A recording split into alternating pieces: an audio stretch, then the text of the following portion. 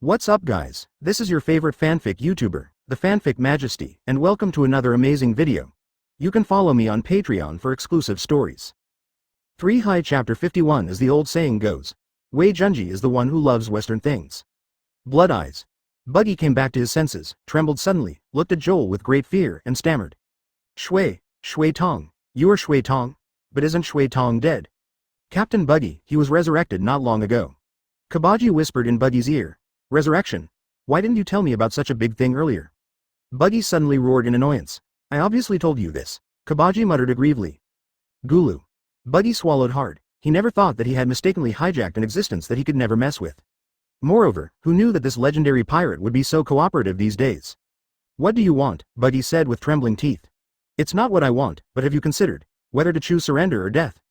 There was a hint of danger in Joel's eyes. Even though he always maintained a faint and calm smile on his face, in the eyes of the pirates present, this smile was no different from Shinigami's penetrating smile when harvesting souls. What kind of blood eyes are there? What's so great about this guy I've never heard of? Captain Buggy, look at Lousy smashing his teeth. One of the pirates bravely spat, and rushed forward with a long knife in disbelief. But in the next moment, a wave of bloody flames that was so hot that it even burned away the blood surged out, completely engulfing the pirate. When the scorching heat disappeared, only embers drifting away in the sea breeze were left in the dry, hot and somewhat distorted air. I gave you a chance. Joel calmly recounted trivial matters as insignificant as crushing ants to death. Surrender, we choose to surrender. Sabaody took Mochi and bowed his head without hesitation.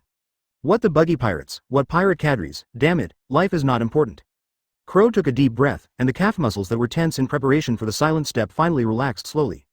There has never been any kindness or mercy in the battles between pirates. Once defeated, not only reputation and dignity will be lost, but also treasure and life. The recent failure at East Blue also took away a lot of his spirit. Even if he survived by chance, he knew clearly that not all pirates are like those childish brats who don't aim to kill, but leave room to do so. Advertisement. The so-called once you draw your sword to fight, it means you must have the consciousness to risk your life. Even though he was still unwilling in his heart, Crow still knelt down on one knee and bowed his head respectfully. I am willing to serve Lord Shui Tong. I like strong men. Alvida chose to obey without hesitation. Lousy Buggy. I won't surrender to AB*********D like you who suddenly appeared from some past era. Buggy held the dagger in both hands, breathing heavily like a bullfight. There is only one captain he recognizes, and no matter who he is, it is impossible to change this matter. Captain Buggy, you. Sabaody, who had a deep understanding of their captain, looked at Buggy in disbelief. What's happening here? Is such a hard-boned, unafraid of death guy really still the Captain Buggy they know? Oh, the blood inflammation in Joel's palm that had just been extinguished erupted with a few more wisps of flames, and a hint of interest gradually appeared on his face. Is this the answer you want to give me? Snort. Buggy gritted his teeth and groaned. Even if he dies generously, he will never give up the beauty deep in his heart when he was in the Roger Pirates, and forget the captain who will always be in his heart. He, Buggy, is not some B********D pirate with no bottom line. Really? That's such a pity. I originally wanted to give Kia's treasure map to those who are loyal to me, but it seems that there is no such opportunity. Joel said regretfully. Kia's treasure map? Buggy's heart suddenly beat violently. He had heard that name. The great pirate who dominated a sea area 100 years ago and amassed countless wealth was killed in a battle before he could squander it. Although few people on the sea now tell and spread the treasures of Kia. But Buggy, who has been in the Roger Pirates, knows deeply that it is not just a mythical legend, but a real existence. Joel said calmly. Yes, I found Kia's treasure map from his corpse. Buggy was startled for a moment, and couldn't help but think of an old proverb spread across the sea. He who knows the current affairs is a hero. Suddenly, he lowered his head resolutely. I, Buggy, am willing to work hard for Lord Shui Tong. I firmly support Lord Shui Tong. As expected of Captain Buggy. The two cadres looked at Buggy with slightly twitching eyes, secretly sighing at the speed of the latter's face change. The Buggy pirates. Despite his disloyal allegiance, Joel still smiled slowly. Advertisement. It seems that I have mastered a fate-level strategic humanoid weapon. Then, after he glanced at the pirates who expressed their loyalty one by one, he calmly dismissed them all, leaving only Crow. Crow took a deep breath, stood 10 meters away from Joel, and waited patiently. He had no interaction with Joel these days, and he didn't know why this powerful pirate wanted to leave him here alone. Looking up, I saw Joel looking at the giant island turtle, murmuring something with a nostalgic look on his face, as if he was reminiscing about the past. The island turtle seemed to understand, and raised its huge head and nodded up and down. Crow was a little surprised that he was actually communicating with such a huge monster. How is this done? But when he thought about Joel's unreasonable strength, he suddenly felt relieved. For a long time, the island turtle retracted its neck and dived into the seabed again. Is your name Crow? Joel's eyes slowly fell on the middle-aged pirate in black butler uniform in front of him. Yes, Lord Shui Tong. Crow lowered his head subconsciously. As a pirate captain, commanding a pirate group of nearly 100 people, Crow always believed that the leadership qualities he had deliberately cultivated had reached the ultimate level. But at this moment, I don't know if it's trembling, panic, or an indescribable feeling. Just by Joel gently tapping his name, there was a huge wave in his heart. It was as if in front of the other party, the calmness that he had tried so hard to pretend were easily torn to pieces. Have you ever been a housekeeper? Yes. Then, you don't have to be a pirate anymore. From now on, you will be responsible for managing this castle. Joel looked deeply at the vast open space in front of him. The Emperor's new castle? Crow followed Joel's gaze. After hesitating for a few seconds, he asked, Lord Shui Tong. Where is the castle? Not yet, but it will be soon. Chapter 52. Damn it, it really wants to take off. On a warship about 10 nautical miles away from Turtle Island. Smoker Commodore, did you see it? That island actually grew a head and limbs. This is simply incredible. Toshigi took the telescope away from his eyes and exclaimed. At this moment, the scene on the sea in the distance can be clearly seen even without a telescope. Stop yelling, Toshigi. Smoker wiped away the spit that splashed on his face with black lines on his face, and said calmly, that island should be just a creature called an island turtle. It's not that the island has grown a body. Although it was his first time to witness such a huge thing, as the highest officer and backbone of this warship, he had to look calm and composed at this moment. That one turned out to be called an island turtle. There are actually such creatures in this world. The sailors on the warship suddenly started talking in all directions. Smoker Commodore. Toshigi thought of something terrible and suddenly looked at Smoker. Shui Tong went to this island turtle with such a clear purpose. Could it be that he was going to? Her words seemed to be stuck in her mouth, and she was afraid to continue. It's really incredible that a sea turtle the size of an island is used as a navigation tool. Smoker lit 2 cigars and said very calmly and firmly. It's impossible. After this kind of island turtle grows to a certain weight, it will fall into a deep sleep that can take anywhere from a few years to decades, thus ensuring their long life. This is their nature. Is it nature? Baby 5, who had not gone to the island with Joel before, but stayed on the Bakudop, was now surrounded by a large group of pirates, walking towards the high ground in the center of the island. Sister, come this way. Sister, slow down. Amidst the friendly and flattering compliments, Baby -5 felt that the bones in his body had become a little soft. She had never heard someone address her with such a high status term in the Don Quixote family before. But now, after just following Joel for less than a month, she was able to enjoy the fun of being surrounded by others. This wonderful feeling was like a group of like-minded friends gathering together, which made her a little greedy. But as the emptiness appeared in front of them, these friends disappeared unknowingly. Baby -5 turned around and looked at Maolin behind him with some reluctance, and then walked to Joel. Advertisement, they let you out? Joel glanced at the visitor casually. I just didn't want to cause trouble, so I stayed there quietly before. Baby -5 hummed softly, but immediately, he was attracted by the actions of Joel. What are you doing? It is to inject new bonds and establish more connections with the rabbit. Joel's fingertips secreted coquettish and bright blood, carving a 6-pointed star array on the ground. Rabbit. Where is the rabbit? Baby -5 was stunned for a long time, suddenly thought of something, and then reacted and said, you wouldn't call the slow-moving turtle under your feet a rabbit, would you? How about it? Is it a very suitable name? Joel looked at BABY5, the laziness on his face briefly disappeared, but instead showed a rare look of expectation. No normal person would give a turtle such a name. Baby 5's eyes twitched slightly and said, furthermore, such a big turtle looks very bulky at first glance. Even if it can move, its speed is definitely not as fast as that of a pirate ship. It doesn't deserve the title of rabbit, as agile as it is. Yeah? Joel responded noncommittally and completed the last outline of the 6-pointed star array. He walked to the center of the 6-pointed star array and placed the palm of his right hand on the land that had become one with the turtle's back after a long period of time. A large amount of blood secreted from Joel's palm and poured into the traces of the 6-pointed star array, dyeing it into a more dazzling crimson pattern. The next moment, the earth shook and the mountains shook, and a loud and excited roar came from the sea. What's going on here? Baby -5 asked, somewhat at a loss. Joel listened carefully and said with a half smile, it said it wanted to move. Even if it's an event, there's no need to make such a big fuss, Baby -5 said sarcastically. It might be fun, but you'd better stand still, Joel chuckled. Baby -5 wanted to say something more, but suddenly felt that his body began to retreat. No, more accurately. Advertisement, it's the ground that's starting to move forward. The island turtle stretches out 2 huge flipper-like forelimbs, like 2 huge paddles, easily pushing aside the surrounding seawater and flexibly pushing the body forward. In fact, the swing speed of the flipper-like forelimbs is getting faster and faster. It's about to start accelerating. The Bakudop, which had been pushed to the beach of the island in advance, was swaying like a roly-poly amid the pirates. Even the pirates who were told what would happen at this moment couldn't help but swallow their saliva and tightly held the ropes and heavy anchors dropped from the ship with great nervousness. The originally calm and gentle sea surface stirred up violent waves one after another under the swing of the island turtle's forelimbs.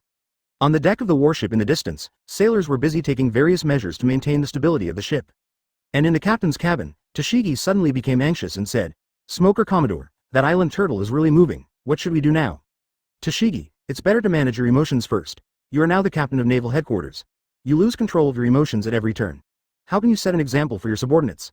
Smoker sat at his desk puffing away smoke. His face shrouded in smoke was surprisingly calm. Besides, it just moved, not flew. I know. Tashigi nodded weakly after being scolded. Smoker continued.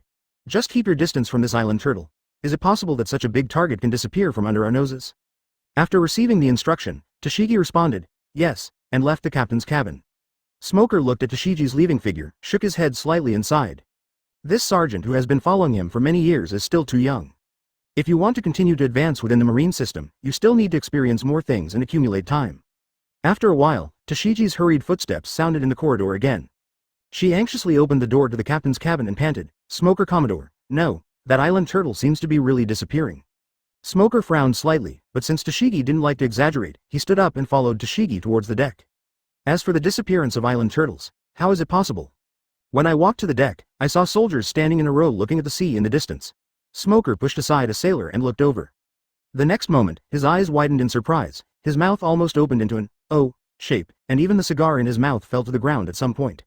Looking at the propeller-like turtle fins driving the entire island to disappear quickly into the sea, Smoker couldn't help but curse. "Hell, it wants to take off." Chapter 53 I am your dog. "That's the way it is." Smoker looked at the phone on the table and let out a long breath. "You mean that island ran away with Shui Tong?" On the other side of the phone, the intellectual female voice paused and said, "Smoker, are you planning to let Hina report to her superiors like this?" Smoker depressedly lit a cigar, puffed out a puff of smoke, and then corrected. "It's not an island, it's an island turtle. We saw this kind of creature a long time ago when we were on a mission in New World. You should still have an impression, right?" "Of course Hina still has an impression." The other end of the phone bug said calmly. "So you mean, that kind of creature that can't swim an ocean mile in a day ran away with blood pupils under your eyes?" Although the other party's tone was calm, the distrust mixed with the sarcastic tone made Smoker inexplicably angry. He slammed the table angrily and made a bang sound. "You women are simply unreasonable. Let me stress to you again, that island turtle moves so fast that even a warship with full sail cannot catch up." Smoker. Compared to Smoker's irritability, Hina's tone never fluctuated much. She said slowly without talking about the matter again. "Your current military rank is already Commodore. If you lose control of your emotions at every turn, the higher-ups will be disappointed in you. Stop being so verbose, you are not qualified to teach me a lesson." Smoker glanced at Tashigi, who was standing aside honestly, and his face could not help but turn white and red. That's how he remembered scolding Tashigi. "Hina will report to you about losing the blood pupil. Also, remember Hina's advice." The phone bug hung up. "Smoker is accurate, go out." Before Tashigi could say anything, Smoker ordered him to be kicked out, so he had no choice but to leave.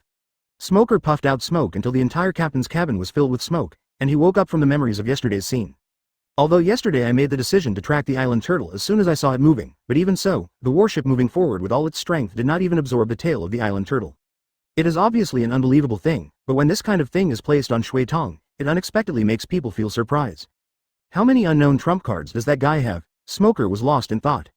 "It's so incredible." After Baby -5 gradually became familiar with the speed of the island turtle, she finally stood up easily and looked at the receding sea, sighing in surprise.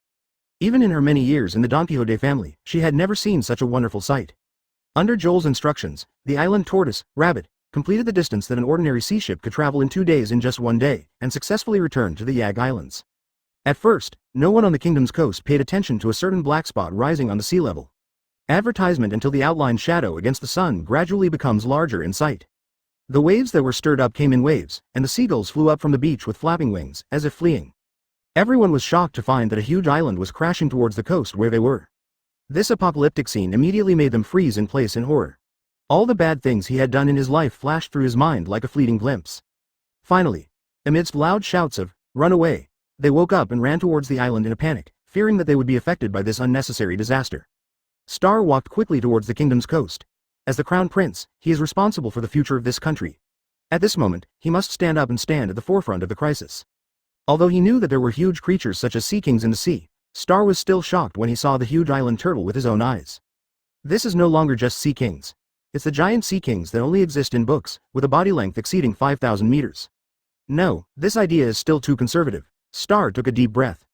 As a practitioner in the apparel industry for many years, he is extremely keen on numbers such as distance and area.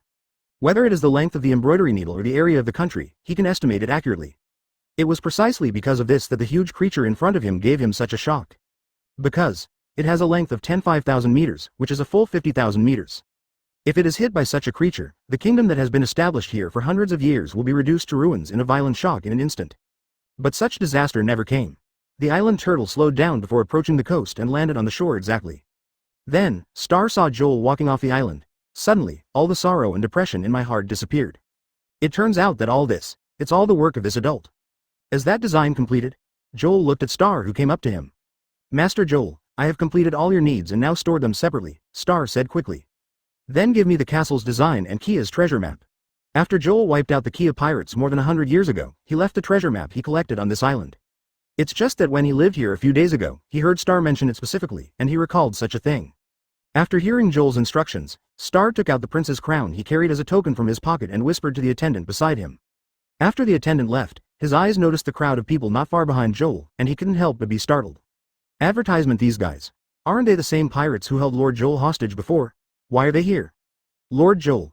Star subconsciously warned, those pirates behind you. It doesn't matter. Joel waved his hand, showing a hint of a smile. They are now my subordinates. Star was a little confused. Is this okay? You actually call me a subordinate or something like that. It sounds really unpleasant.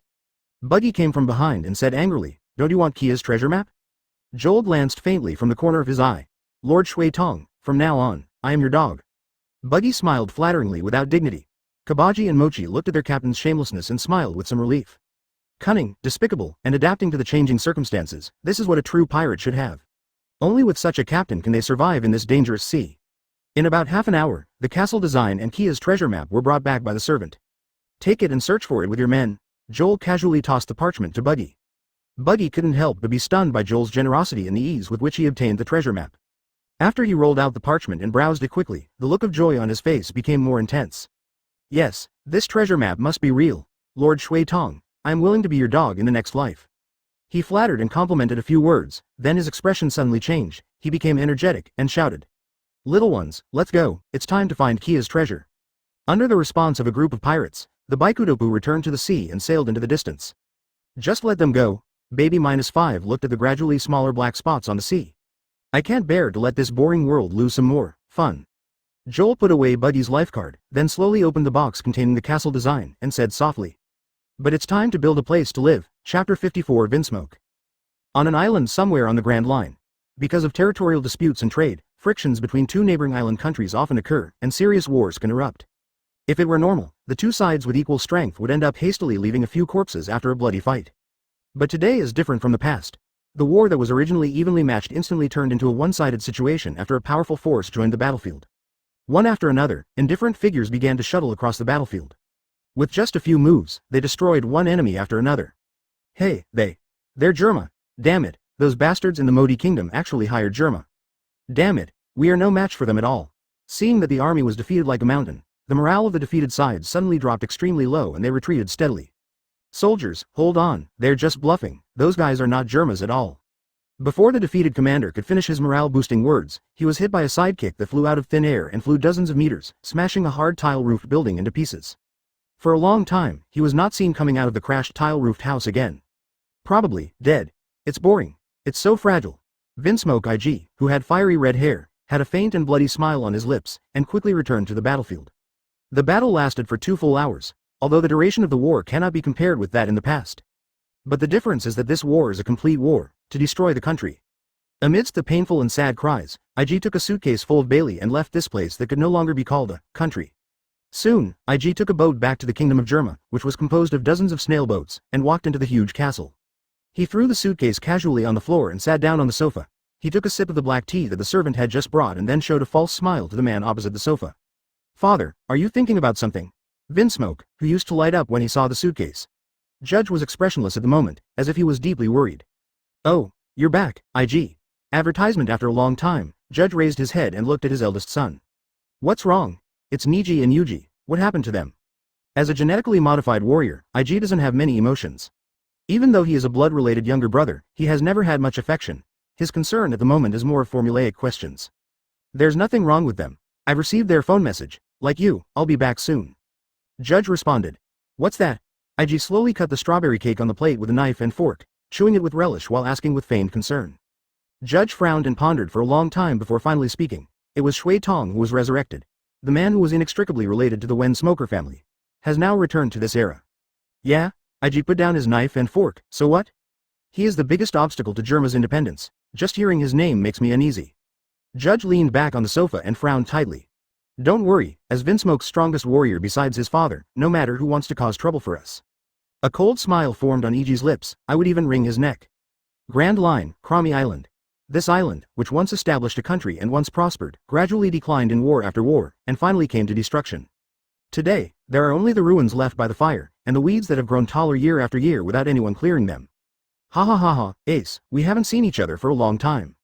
Blackbeard, covered in bandages, leaned against a broken wall and laughed. How did you know we were here?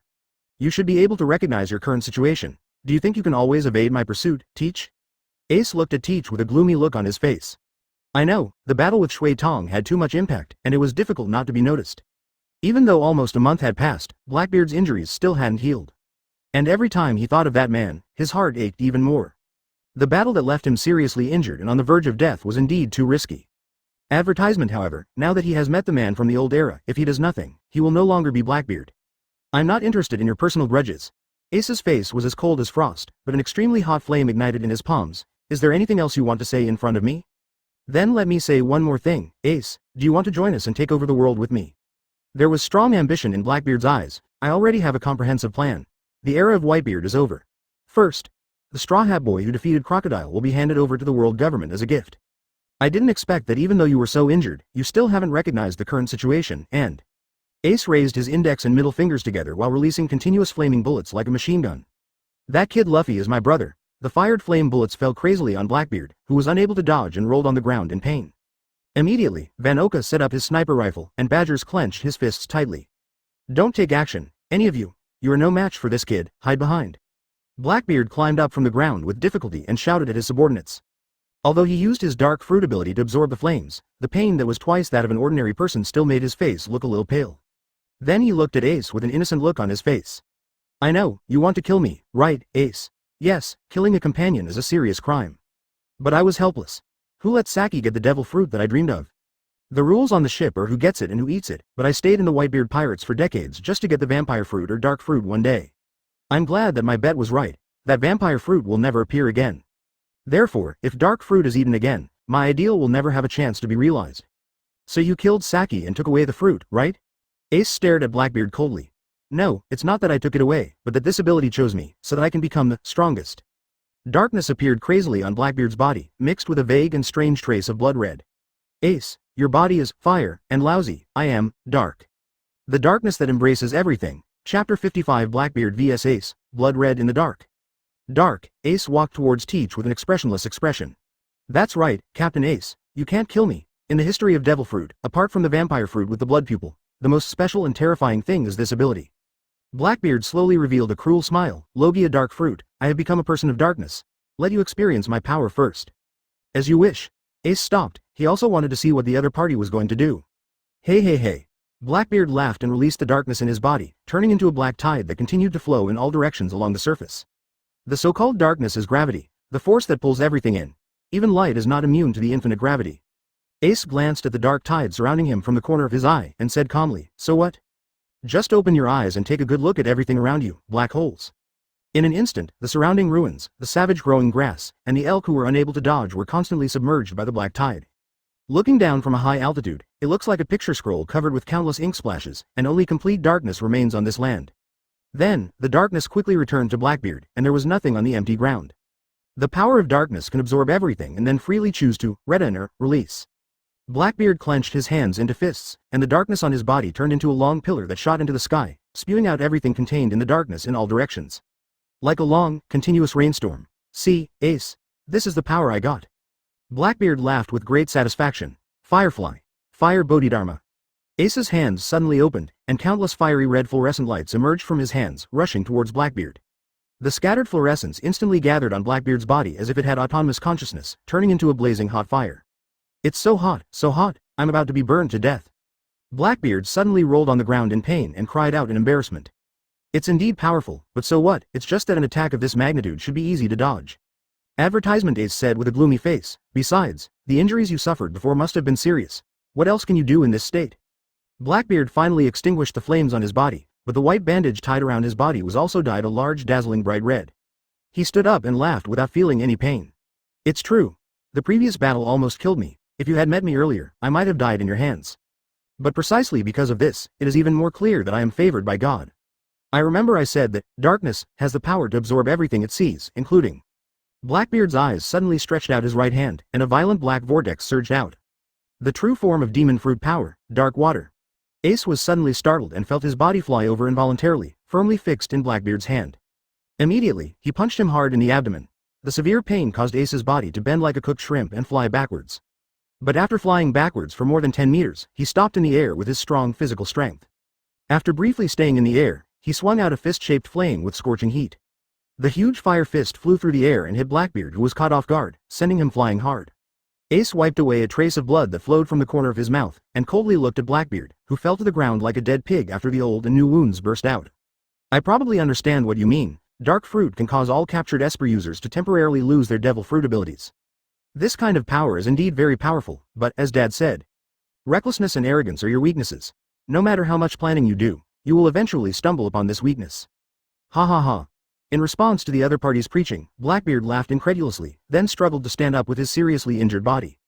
Although his face was pale and ugly at the moment, he did not show any intention of begging for mercy. On the contrary, he became more and more excited. I told you, Ace, you're a little late, and that's your misfortune.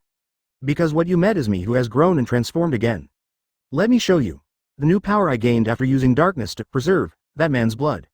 Advertisement Blackbeard opened his hands to form two dark vortices. A touch of blood suddenly surged out of the dark vortex on his left hand, and in the blink of an eye, the vortex turned into blood red. Ace couldn't help but be stunned for a moment as he looked at this scene. Although he was alert, he was caught off guard and was still sucked in front of him by the amazing suction force of the dark water. Ha ha ha. Let me see how strong the blood evil is. Blackbeard smiled grimly. Along with the rapid boiling of the blood, the power in the body was almost drained and poured into his left hand. The next moment, he struck out with a powerful and heavy punch. Threads of blood that danced like lightning roared out, carrying Ace's body and flying backwards for hundreds of meters, before suddenly turning into a burst of extremely blood-red impact barrier, covering hundreds of meters in radius. The empty earth was continuously torn apart by huge energy, and the space seemed to be trembling. That move is completely unlike the dark fruit ability Captain Teach used before. Lafitte, who was watching from a distance, said in surprise. Could it be? Fansao pushed the monocular telescope at his eyes and said thoughtfully, did Captain Teach get the power from that man? Badgers said with some excitement, I understand. No wonder Captain Teach has to fight against such a dangerous person as Shui Tong no matter what. This is his real purpose. It's because of his alien body structure that he can do this. However, mastering that kind of blood evil power is not a good thing at all. Du Q lay sickly on the horse and shivered violently. If you use too much of the power that symbolizes death, your lifespan will be shortened. In the battlefield at this moment, Blackbeard's knees weakened and he knelt on the ground helplessly. A trace of blood oozed from the ears, nose, mouth, and eyes, making it look extremely ferocious. He didn't expect that his body would become so uncomfortable after using this power. And this also made the recurrence of his old injuries more serious. But this is no longer important. Even Blackbeard didn't take it to heart. He stood up with all his strength, walked towards the motionless body lying on the ground, and laughed arrogantly. Ha ha ha, what a refreshing power. Lousy finally got another ticket for the new era. Chapter 56 Invisible. I love this ability. Alarm, alarm. The Kingdom of Germa, which is made up of dozens of snailboats, has the most serious first-level alert in history. All the men who were citizens and soldiers stopped what they were doing or training, put on combat armor, and moved towards the shore in an orderly manner. Stand ready. Judge stood on the shore outside the castle, looking solemnly at the huge thing moving from the distance. What exactly is that? When he saw the whole thing clearly, his brows jumped, but he quickly hid this emotion and began to think thoughtfully. A turtle of such a huge size can actually move so quickly on the sea. Is this the instinct of living things? Or is it the power of some kind of technology? Finally, after the island turtle approached the Kingdom of Germa, it anchored on the sea. The man in a black cloak stepped onto the deck of the snail ship leisurely in full view of everyone. The current leader of the Vinsmoke family, Vinsmoke. Judge, this is your name. The man stopped and glanced at the dark crowd. Is this how your ancestors taught you to welcome distinguished guests? Judge frowned and looked at the person. Suddenly his pupils shrank, showing a shocked look. This man is Joel with blood eyes. He subconsciously took half a step back, a drop of cold sweat dripping from his forehead.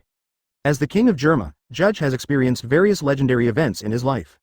Whether he joined the illegal research team MADS when he was young, or later killed the 4 kings of North Blue and unified North Blue. The experience he has is absolutely beyond the reach of ordinary people and unimaginable. But even so, after seeing the man in front of him, he couldn't help but feel a little timid. It was not fear in the external image, but the unique aura of a superior person exuding from the inside out, which made him feel that his soul seemed to be trembling slightly. I wonder what you gained from visiting Germa. Judge took a deep breath and regained his calm and indifferent look on his face. As the leader of the Vinsmoke family, the king of Germa, the man who once ruled the North Blue, it is necessary for him to look at the other person in a straight posture without showing any signs of weakness. Just a faint glance from Joel, and the extreme danger hidden in his eyes instantly made the hairs on his body stand up. He quickly took a step back, and raised his hands to order the soldiers behind him to move forward. If it were Vinsmoke Green standing in front of me, he wouldn't ask such boring and hypocritical questions as "What do you think?" Joel gently raised his hand to brush his cloak. When Judge heard the name, he couldn't help but be startled. Advertisement Vinsmoke.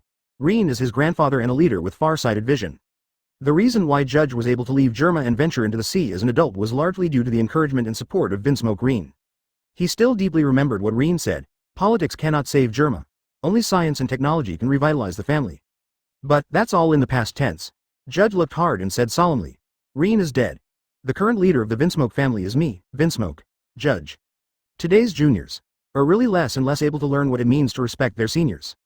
Joel lowered his eyelids and said casually, didn't Reen tell you the reason why the Vinsmoke family was able to rise from an ordinary killer family to the top family that rules Germa? Judge's face slowly darkened. Of course he had heard Reen mention it more than once.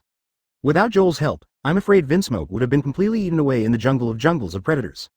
Not only that, the reason why he was able to form a research team with Vegapunk and others, in addition to his own scientific research talent, is more importantly. He had a unique blood sample on his hand. The blood from ancient legends and people who stood at the pinnacle of that era was enough for Mads to take the most important step towards the realm of God. I have to admit that without Joel, there would be no Vinsmoke today, without the brilliance that Judge has achieved over the years. It was Shui Tong who brought new life to Vinsmoke. Judge finally lowered his head slightly. Then, just like back then, obey me.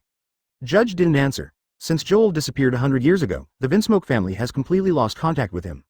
In other words, the relationship between the two parties has ended. Today, Vinsmoke is already the top independent force in the world and will no longer obey anyone. The pirates of the past can stay in the past forever. The fact that they still show up now, isn't it too annoying? IG, wearing a fiery red combat uniform, walked out of the crowd that dispersed to both sides, with a cold smile on his lips. Looking at the eldest son who was walking out at this moment, Judge continued to remain silent. Although I don't hate people with personalities, it's really too high profile to say such things in front of me. Advertisement Joel raised his head slightly and looked at IG condescendingly. Snort.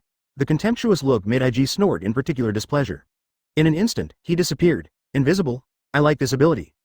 Joel arched his legs and pressed them into the air directly in front of him. The next second, IG suddenly appeared and hit Joel's knee hard with a fire-filled kick.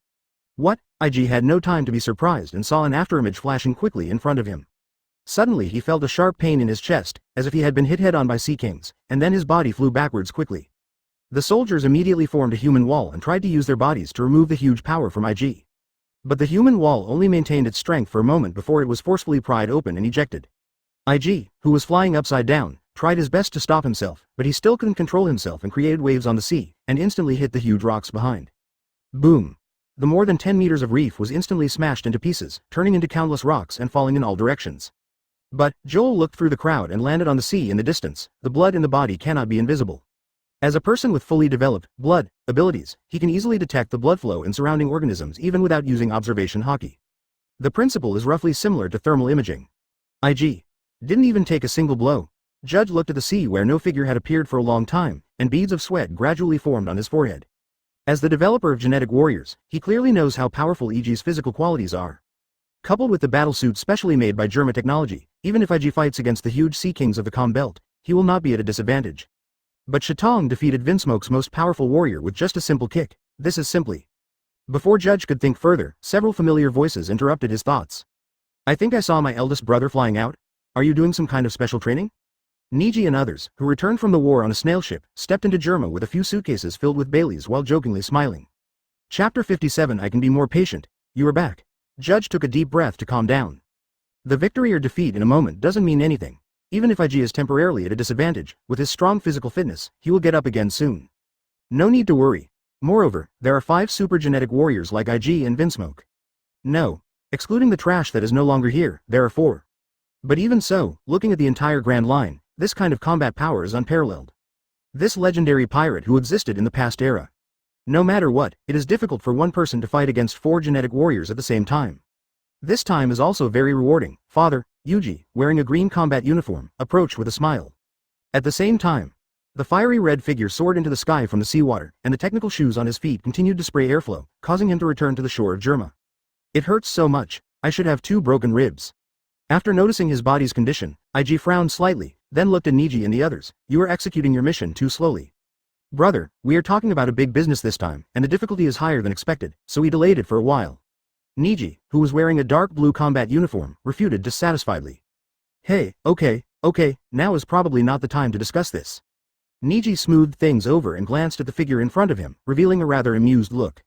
Someone actually came to provoke Germa. It's really an unprecedented new event. Oh, brother, you must have been defeated, right? Looking at the situation at the scene, Niji burst out laughing. This is not like your usual self. Snort. IG snorted coldly. This guy is indeed different from ordinary pirates. He is very strong. So what? Niji smiled disdainfully. Those who dare to go against Vinsmoke will not end well. No, you'd better not be careless. Reiju, who had long pink hair and wore a pink dress that looked like butterfly wings, looked forward solemnly, pursed her lips and said, "This lord should be the legendary Blood Eye." Blood Eyes. The smiles on Niji and Yuji's faces suddenly disappeared and they looked at each other. Advertisement. They vaguely remembered that there was a portrait of a man placed on the wall above the head of the previous head of the Vinsmoke family. The man is also named Shui Tong, so it's him, Niji murmured softly. Hey, Shui Tong, why are you here in Germa? Yangji shouted frivolously. If you want to find a woman, you've come to the wrong place. Germa is all men. Not just women, he also wants all of Germa's men, IG said coldly. Huh, brother, you mean? Yangji couldn't help but froze on the spot. Have you finished talking about old times? Joel calmly interrupted the other party's continued conversation. For the sake of Reen's past loyalty, I can be more tolerant and patient with you, but... Conqueror's Haki, mixed with traces of blood-red arc light, spread out and enveloped the entire Germa kingdom in an instant. The originally extremely peaceful sea surface suddenly surged violently with waves. Boom, boom, with a slight falling sound, the soldiers collapsed to the ground 3 times in a row. My patience is always limited. Joel gently raised his hand to brush his cloak, and the danger flashed in his eyes. Finally, Niji and Yuji's expressions became solemn. I'm afraid this guy will be difficult to deal with. Niji, Yuji and Reiju, let's go together. This guy cannot be defeated by one person. After IG said that, he stepped forward, and with the help of the jet from the technical shoes, he instantly burst out at an astonishing speed. The flame in his palm turned into a stream of light and suddenly blasted towards Joel. Joel staggered his body and dodged lightly, then grabbed IG Kukong's wrist, and made a fist with the other hand wrapped around Blood Demon and Armament Haki. With a playful smile on his lips, he punched the opponent in the abdomen. As if hitting a cow from across the mountain, the air behind IG was blasted with a wave of transparent air covering a range of tens of meters. And Yi Zia also knelt on the ground in pain. In addition to the tearing feeling in his body, the suffocating feeling of being depleted of oxygen in his blood also made him breathless. Go to hell. The harsh sound of breaking through the air was mixed with the roar, and the green figure in the sky rushed down like a meteor. Joel raised his eyes, and his torch-like gaze instantly shot out 2 blood-red rays like lasers. Whoosh! The bloody light instantly penetrated Yangji's body, and the clouds in the sky were also mercilessly pierced, turning into mist and scattering. The tiny figure fell freely from the sky and fell into the sea. Advertisement, snort. Taking this opportunity, Niji, who was moving at high speed, approached Joel. In an instant, he jumped up, his body hanging upside down in the air, and his right foot, which was swung out like a whip, landed heavily on Joel's shoulder. Electricity splashed out and a dazzling blue light emerged. The close attack hit the opponent so easily that the corners of Niji's mouth couldn't help but curl up slightly. Even if the Sea Kings were attacked by this electric current, they would only lose consciousness with a sizzling sound all over their bodies, let alone a creature of human level. However, after the blue light weakened slightly enough to be able to see Joel clearly, he was surprised to find that the latter's body did not move, not even taking half a step back. At the same time, he also saw the palm pointed at his head appearing under the blue light, which was rapidly gathering a terrifying blood-colored energy. Boom! A sudden side kick landed on Joel's raised arm, causing it to move slightly to the right by 20 centimeters. The next moment, a thick column of blood shot out against Niji's sheet, causing a shocking storm on the sea. Niji. After hearing Reiju's shout, Niji instantly woke up from his brief surprise, quickly rolled back several times, and opened the distance between him and Joel. He touched the narrow wound on his cheek from the corner of his mouth to the base of his back ear, and frowned. Good cooperation. Joel praised calmly. I advise you not to move. Reiju looked at Joel. Your arm has been poisoned. If you move it, I won't guarantee whether your arm will become useless. As a genetically modified warrior, she can release and absorb toxins at will, and poison is also her strongest attack method. You mean poison? Joel raised the right hand that had just been in contact with Rayleigh into the air. As the arm trembled a few times, a large amount of black and purple accumulation appeared on the right palm in the blink of an eye. The next moment, black blood was dripping from the fingertips like living water with the valve opened. It just so happens that I also have the ability to poison. Joel slowly moved his palms that returned to normal color and looked at Rayleigh. Rayleigh frowned and suddenly noticed that his right foot seemed to be paralyzed and out of control. When was it? He was poisoned. Rayleigh's face was frozen, and he tried to use his ability to absorb the toxins in his body, but found that there were no toxins in his body that could be resolved. What's going on? She couldn't help but exclaimed. I forgot to mention that this blood poison can quickly coagulate the hemoglobin in the blood, but you can understand it as a disease called thrombosis, not a poison. After Joel finished speaking calmly, the corners of his mouth curved dangerously. Well, the warm-up is over. Chapter 58 Devil Fruit's ability goes blank. The Kingdom of Germa is a country without a territory, formed only by the merger of dozens of giant snail ships. Even so, it still has an army that makes the world fearful and a unique scientific research force. But at this moment, this invincible country is facing a huge disaster. There were nearly 1,000 corpses of soldiers lying strewn along the shore of the snail boat. Besides, I.G., Niji, Yuji and Rayleigh were covered with all kinds of tragic injuries. If it weren't for their superhuman physical fitness, I'm afraid they would have become one of the corpses at this moment. But even so, they were in a state of near death at this moment. Joel, standing in a sea of blood and corpses, slowly released a soldier's neck and let him fall to the ground weakly. Then he looked at Judge, who had never made a move. Okay. My patience has reached its limit. Make your final choice, Vinsmoke, Judge. The tragedy in front of him made Judge tremble. His broken eyes refocused and he suppressed the fear in his heart and said, I should not break the contract between my ancestors and you. Vinsmoke will definitely obey your orders from now on. Grandpa Lee N. Why can our family prosper and develop? Because that adult helped us, Vinsmoke, who was at the bottom, ushered in a turning point in fate. But the price is, Vinsmoke will be loyal to that master for generations to come, until he dies. In a daze, Vinsmoke Reen's vague words became clear and powerful again, echoing in Judge's ears. He regretted why he acquiesced to IG and the others to provoke Shui Tong today, and regretted that he blindly and arrogantly believed that Vinsmoke's power had surpassed the other party.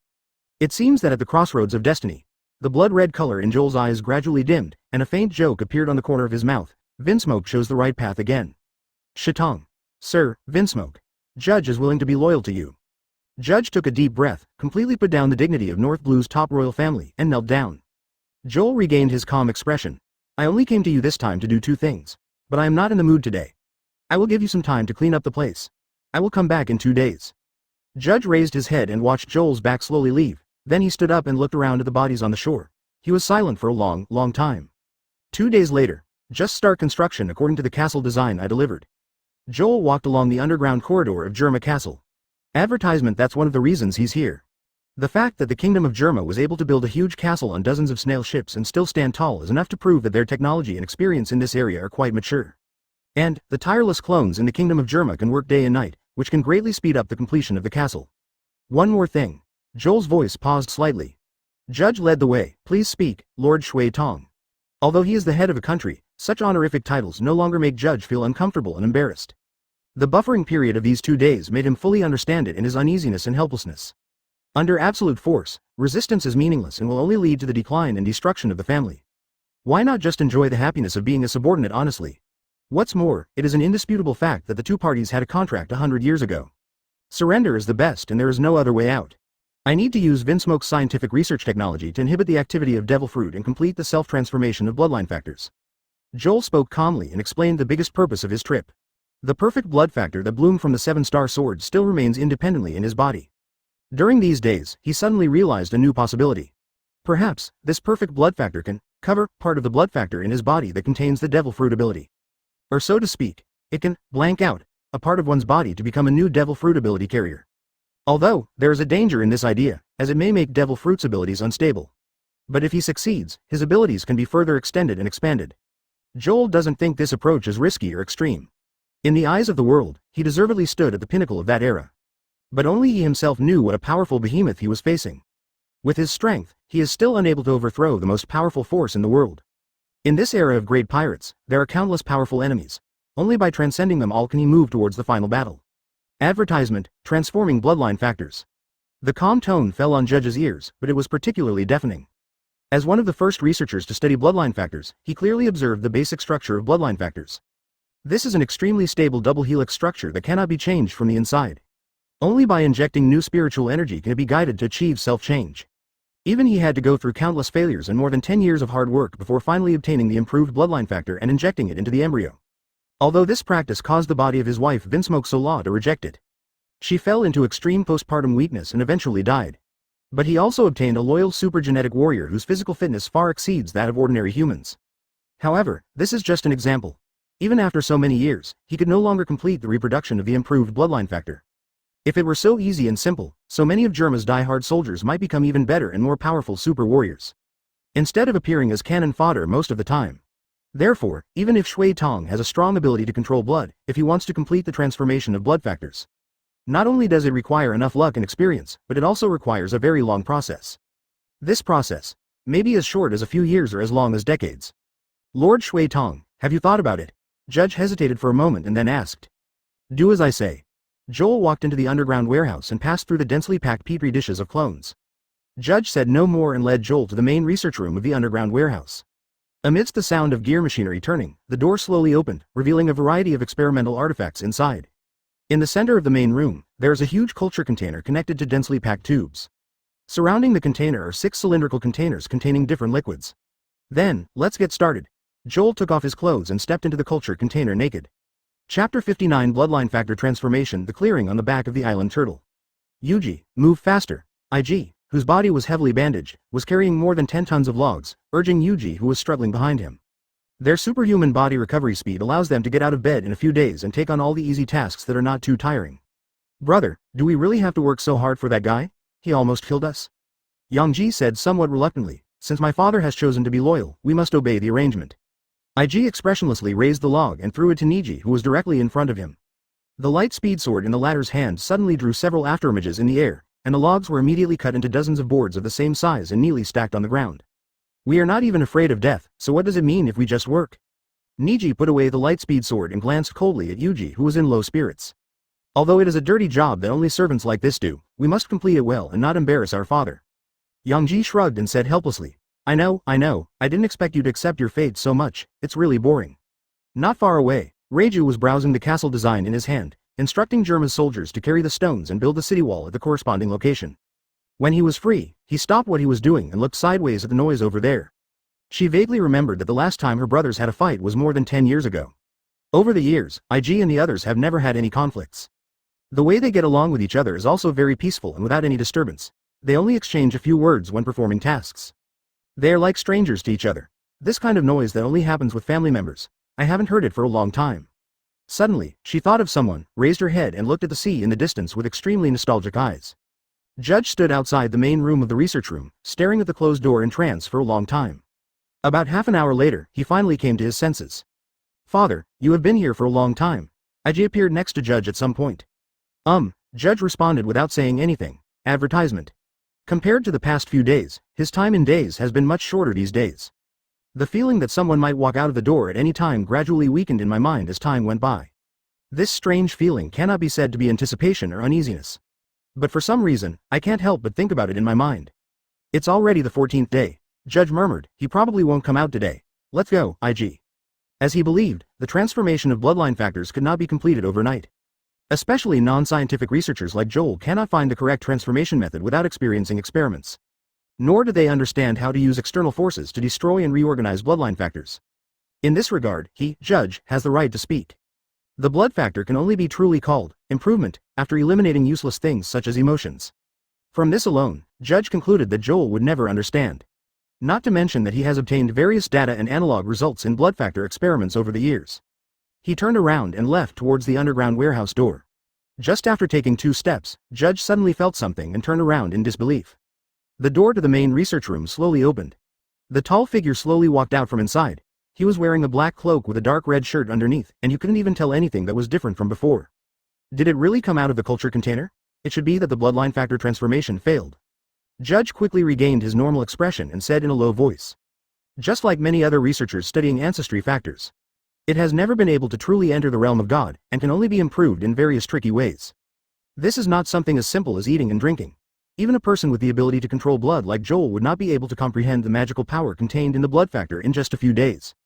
But he still couldn't help sighing. If the other party can really transform the bloodline factor, it will undoubtedly bring him a new research direction. Exactly what I thought.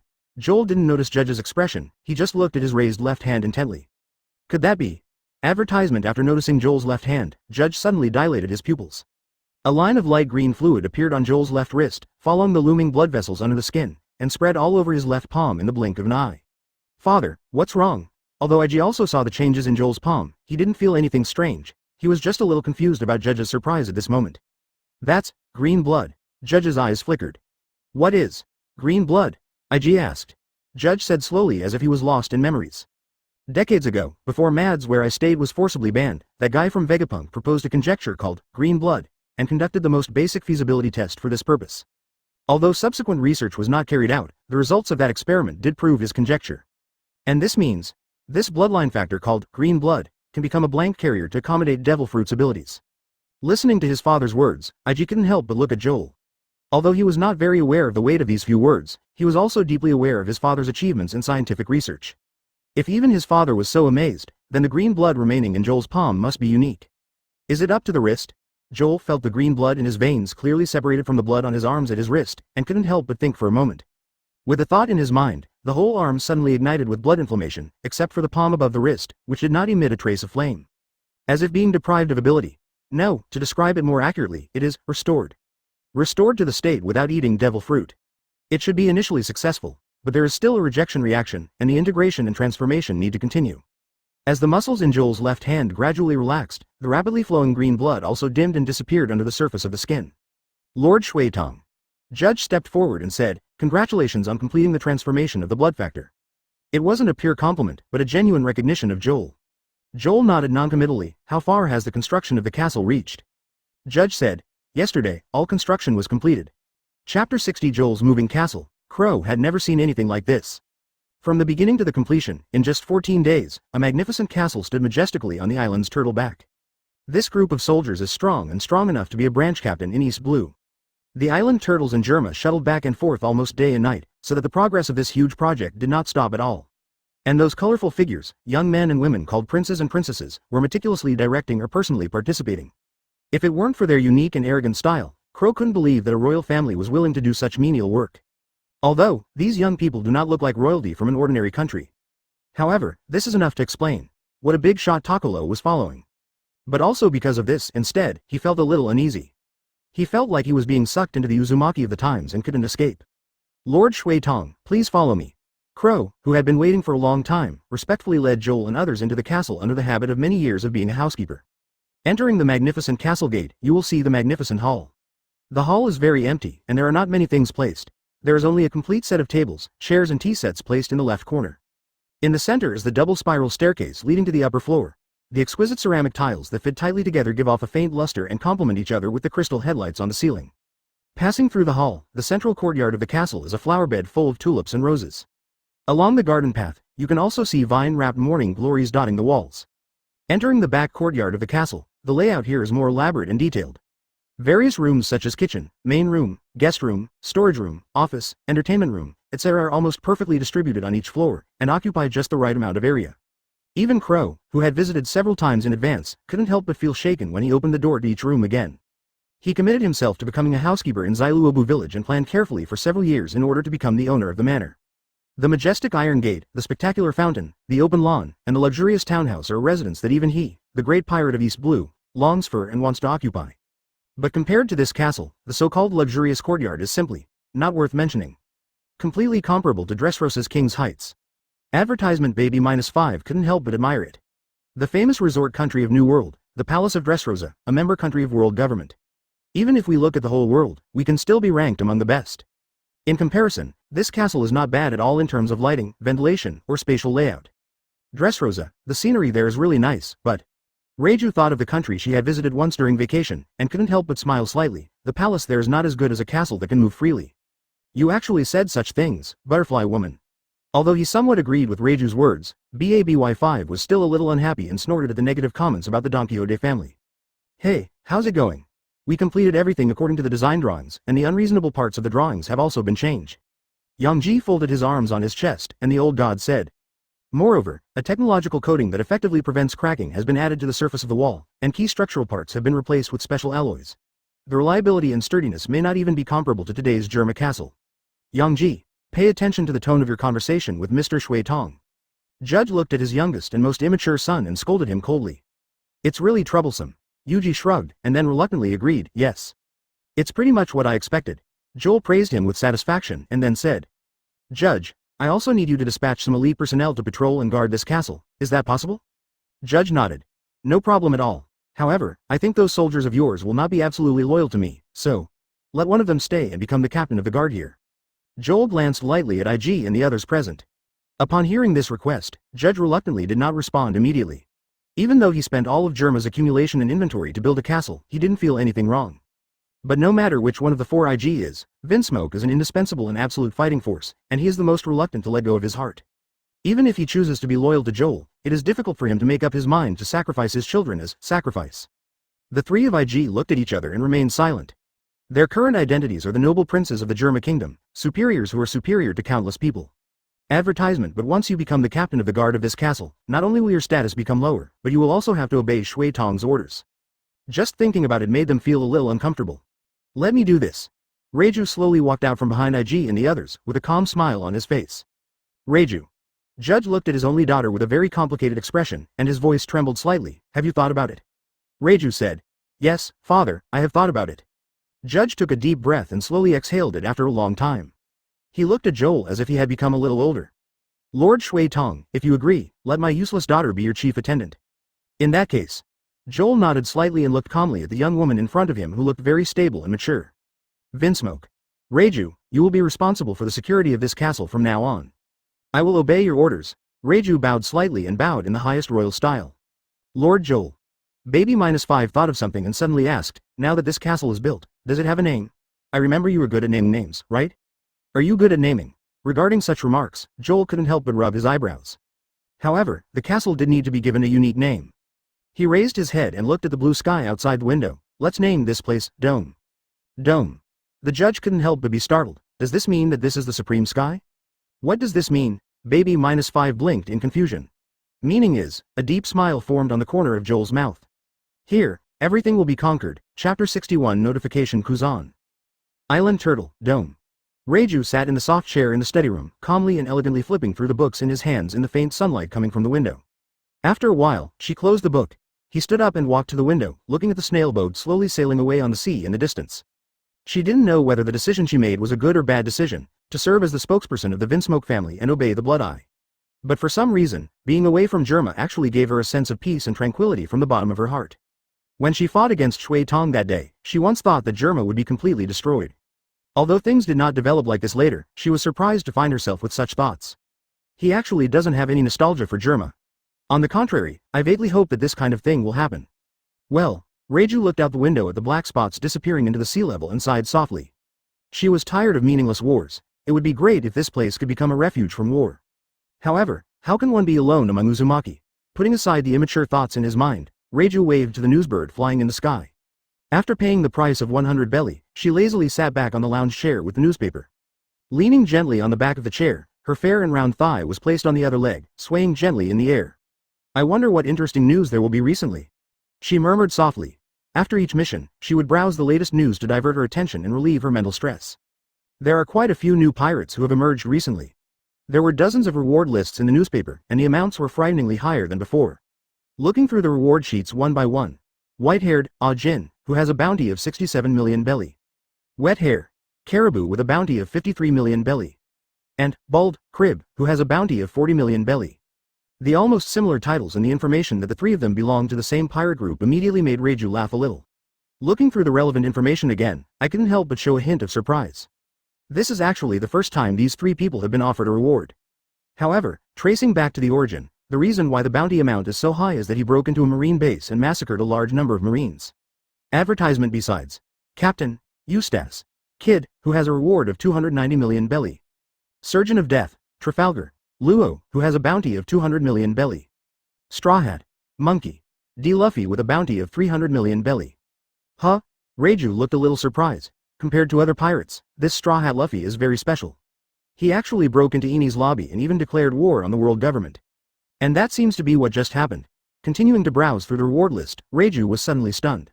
The pirate on this bounty list is Blackfoot, Sanji with a bounty of 77 million belly. It's Sanji. This must be Sanji. Reiju looked at the reward list and suddenly stood up from the recliner in excitement. Although the avatar on the reward list was not a photo, but an abstract portrait, she recognized it at a glance. Great, it turns out he is still alive. Naval Headquarters Marineford, Marshal's office. Report to Marshal Sengoku. According to the news from the G4 branch, we have determined that the blood pupil is on that island turtle. It is currently approaching the Sabaody archipelago and is expected to arrive in a day. Branu straightened his back and reported seriously. Sengoku listened to Branu's report while browsing the intelligence documents submitted on the table with a solemn expression. After a long time, he raised his head and looked at he who was sitting calmly at the coffee table, drinking black tea. Xiaohei, what do you think? He put down the black tea in his hand and said warmly. Now that Fire Fist Ace has been arrested, the next step is to officially start a war with Whitebeard, right? I really can't hide it from you. Commander Kong just issued the gathering of troops order yesterday. Sengoku said, after the deployment of troops from the Shitai and Grand Line branches is completed, the naval headquarters will immediately conduct a public execution of Fire Fist Ace. Crane said, now that we are at this juncture, do we still have the strength to deal with Shui Tong? If that old immortal can calm down and not cause us any trouble, we should be thankful. Advertisement. Sengoku rubbed his eyebrows with a headache and sighed, but the place he went to was the Sabaody archipelago. The Sabaody archipelago where the celestial dragons often go. He slowly leaned back on his chair. The war that is about to happen is related to the survival of the entire world. Even those celestial dragons must step aside. Sengoku pondered for a few seconds, and he wanted to say, to Marine, those celestial dragons mean the world. But in the end, he didn't say it out loud. As the marshal, he has to take charge of the overall situation and take care of everything, but there is no need for Xiaohei to bear this heavy fact. Where's that guy Garp? The phone bug has never been able to get through. Sengoku changed the subject. Crane replied, I went to Impel to visit Fire Fist Ace again. After all, they also have a grandfather-grandson relationship. I never thought he would put Roger's son up for adoption in East Blue without permission. I never thought this would happen. Be considerate of him. After knowing him for so many years, don't you understand his character? He is not good at education. Otherwise, my son would not have become the leader of the revolutionary army that resisted the world government, and my grandson would have become a pirate supernova who dared to declare war on the world government. Compared to Sengoku's troubled posture, he was much calmer and his words were more like persuasion. But after hearing this, Sengoku felt even more uncomfortable. Anyone who is related to that B********* D Garp is going to be one alien after another. If it weren't for Marshal Marine's identity here, he would have wanted to curse. After a while, he calmed down and looked at Major Marine in front of him. Branu, is Kuzan back? Yes, Marshal Sengoku, Kuzan Admiral reported to the headquarters the day before yesterday. Sengoku thought for a moment and said, go and convey my instructions and let Kuzan leave for Sabaody Island immediately. Yes, I'll go right away. Branu exited the office. Sengoku, what do you want to do? Crane finally couldn't help but ask. Don't worry, I have no intention of letting him do anything dangerous. I just want him to secretly protect the celestial dragons on Sabaody Island to prevent dangerous guys like Shui Tong from taking action at will. Sengoku paused. After all, Kuzan has to adapt to this kind of thing in advance. His brows jumped, and he vaguely noticed something and said, you want to let Kuzan take over your position? Yes, after this war is over, I will leave my job and retire. In this case, that's fine. It's time to resign. Crane nodded. However, can it really go so smoothly? For some reason, she felt a hint of uneasiness in her heart. Chapter 62. Arriving at Sabaody Island. Sabaody Archipelago. This island, located in the center of the Grand Line, is made up of the roots of the A-Jin mangrove tree and is a must-stop on the way to the New World. According to the numbering of the mangrove trees, the island is divided into more than 70 areas. The mangrove area number 16, which was regarded as an illegal zone by default, was casting an extremely huge and ferocious shadow from a close distance.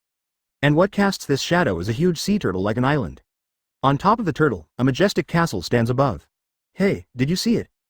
Does anyone know what it is? Damn it, it's not going to hit me. Castle. Why is there a castle up there?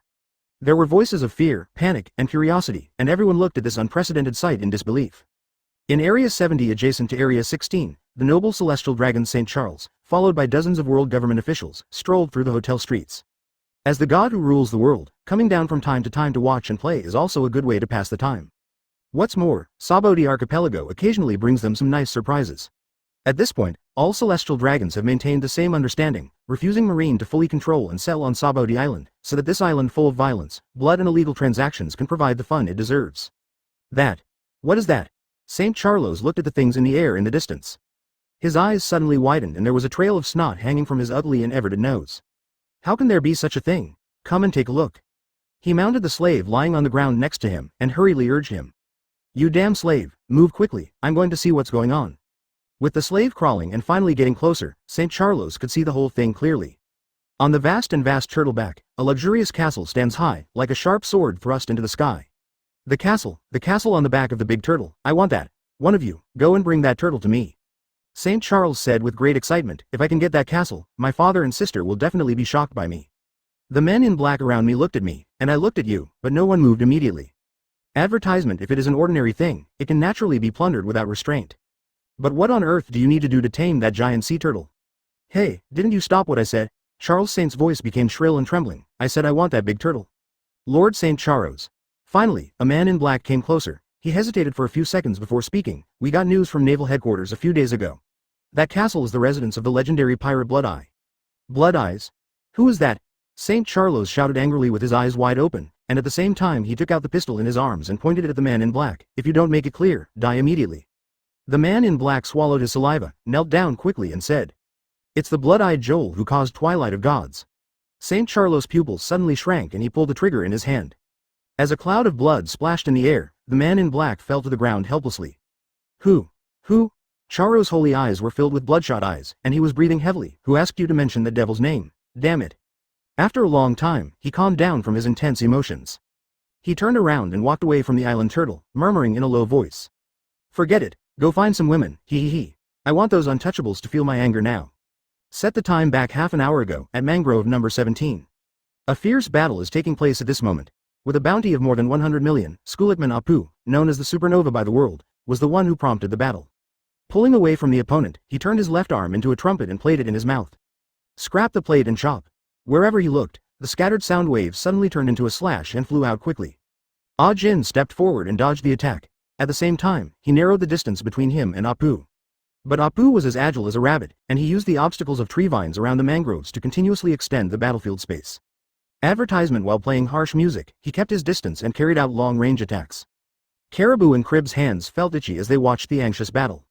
In the first half of the Grand Line, known as Paradise, few people have the ability to hockey.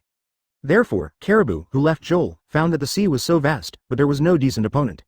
For a moment, he was so high-spirited that he thought about fighting everyone. Brother A-Jin can't beat that guy, right? Crib pouted and looked at Caribou. There must be a gap between ordinary people and demon fruit power. Caribou replied with experience. However, A-Jin's physical fitness is not weak at all. Even a supernova with a bounty of over 100 million may not be able to get an advantage from him.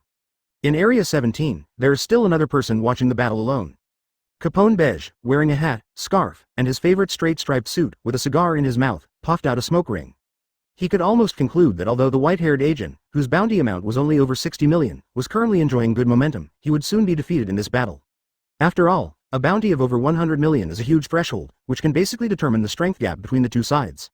However, even though he knew the result, Capone Beige still continued to watch patiently in order to collect intelligence on potential enemies. Wrong. The delay in seeing the result of the battle made Capone Beige frown slightly. He seemed to have made a wrong judgment. This white-haired man showed no signs of exhaustion. On the contrary, he became more courageous as he fought.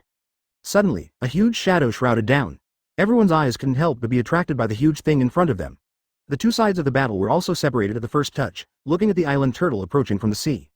On the island, a figure slowly walked down. That one is. After Apu saw the figure clearly, he was so frightened that he quickly jumped on the roof and hid far away, secretly saying, I don't want to mess with that kind of scary guy, so I'd better stay away. Mr. Joel, Lord Joel, Boss, Akin, Caribou, and Crib shouted three different names and rushed towards Joel with great excitement. Chapter 63 I offer 100 million. Joel looked calmly at the agents and the others who were rushing towards them. There weren't many surprises about them arriving first. After a short conversation, he ordered the accompanying crow to bring the three of them to the castle for temporary stay. It turns out these are pirates under Shui Tong's command. No wonder they are not weak. Capone Beige looked at the scene in front of him with some surprise, and found the reason for his misjudgment of this battle. After thinking for a moment, he threw away the cigar in his mouth, turned around and left slowly. Joel continued walking along the mangrove numbers alone, like a leisurely stroll. About half an hour later, I arrived at Area 13 from No. 17. A bar called Shakey's Rip-Off Bar came into view. Joel stretched out his right hand from his cloak and slowly pushed open the bar door. The bar was quiet, without any customers. A tall, thin woman with short black hair and a spider-patterned top stood behind the bar, holding a rag in her hand and carefully wiping the plate in her hand. Welcome to Shakey's bar. I don't know what to order. Shakey spoke skillfully, slowly looked up at the visitor, and suddenly stopped speaking as if his vocal cords were knotted. A tequila cocktail bar. Joel sat on the chair near the bar very naturally. Shaki took a deep breath. Just now, she got important information from the informant that Shui Tong had landed on Sabaody Island. But she never thought that Shui Tong would come towards her with such a clear purpose. But she quickly came to her senses, turned around, took down several different wines from the wine cabinet, and started mixing them. I am no longer the emperor of Daughter's Island. I am just an ordinary bar owner. Shaki regained his composure and pushed the prepared cocktail on the bar. It has nothing to do with this. Joel picked up the wine glass and tasted it slowly. The craftsmanship is good. I didn't expect to be praised by Shui Tong. Shaki smiled slightly and said, it really makes an old woman like me happy. Yeah, Joel smiled noncommittally, faintly catching the narrow-mindedness in the other person's eyes. Shaki couldn't help but be startled. She suddenly realized that what she said was a bit ridiculous. Advertisement. This man has Shui Tong who has lived for more than 100 years. Calling yourself old in front of him is really a bit ignorant. The air in the bar fell silent for a few seconds. Shaki showed a faint smile again and said, Mr. Shui Tong, I am a little curious about one thing. Can the devil fruit ability really bring eternal life? So what about eternal life? Joel lowered his eyes slightly. Sadness flashed in his eyes. Living alone all the time may also be a curse. Quote.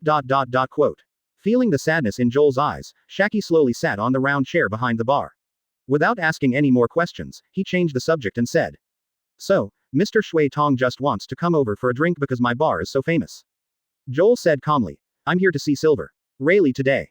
Silver Rayleigh. Shaki looked at Joel. The expression on his face gradually disappeared. There is no such person here. I only know one coder, Rayleigh. That's right, I'm looking for the coder Rayleigh. He hasn't been to my place for half a year. Shaki felt relieved. Is that really the case? Joel nodded in anticipation. Shaki continued. But if you want to find him, you can try your luck at the auction house. If he has no money to gamble, he will go there to hang out. Thank you. How much does this cup cost? If it's Mr. Shui Tong, the bill is naturally free of charge.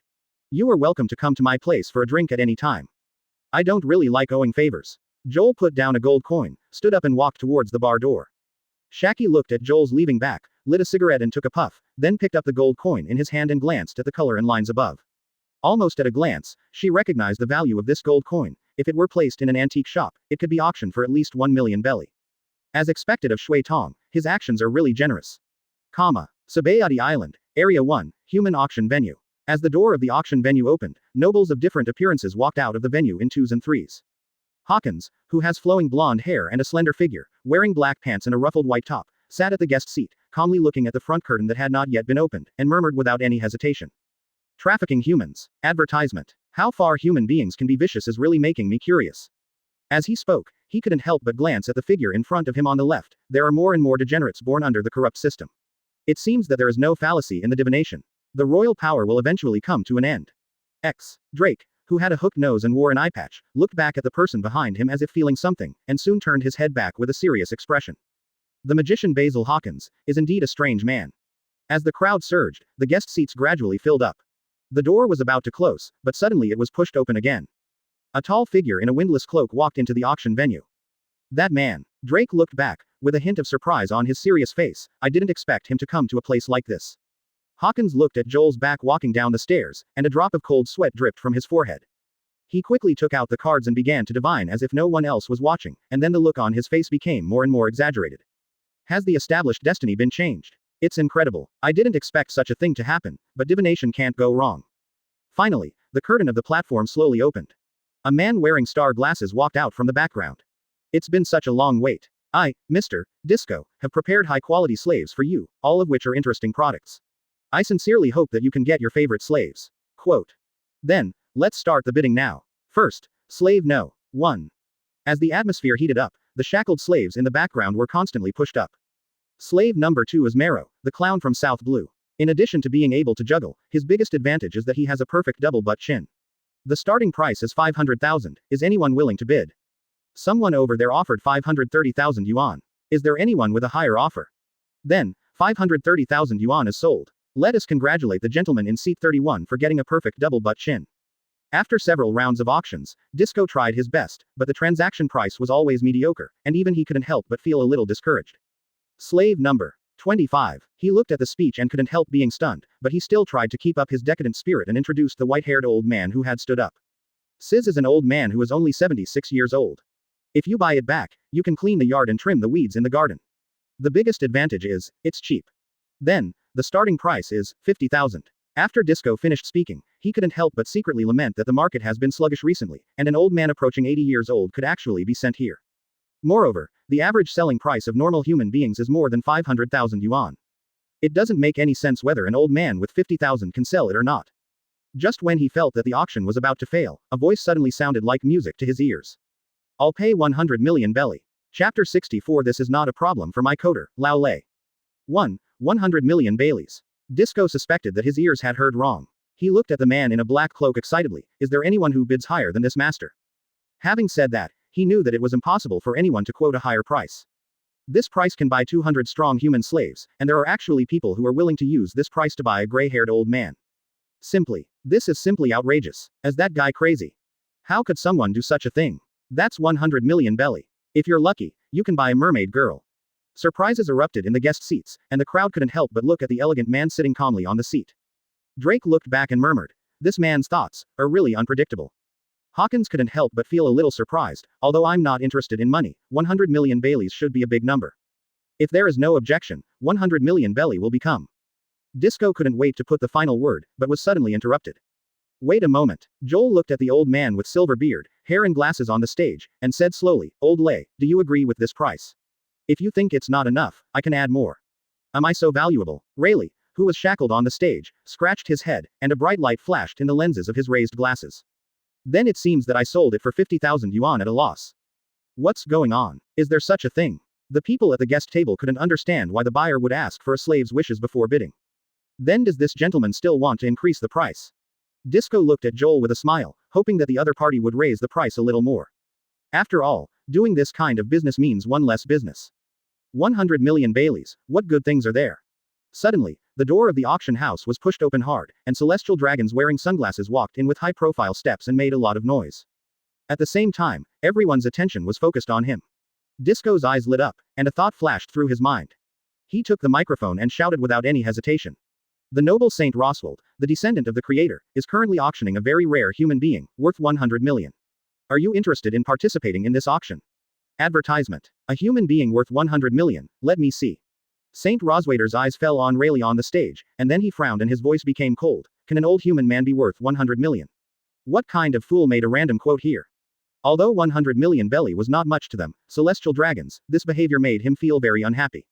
There are actually people who are spending more money than they, celestial dragons, even in an unreasonable way. The atmosphere at the scene suddenly became a bit colder, and all the whispers in the guest seats disappeared. Compared to the celestial dragons, who have the highest privileges, they are too small and humble to have any room to talk. If they are accidentally targeted by the celestial dragons, their good days will come to an end.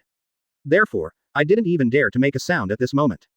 Disco also did not expect that Saint Roswader not only did not participate in the bidding, but was also vaguely angry. He felt nervous and said quickly, "Lord Saint Roswader, it's no. 31. It's the price paid by the gentleman in seat no. 31.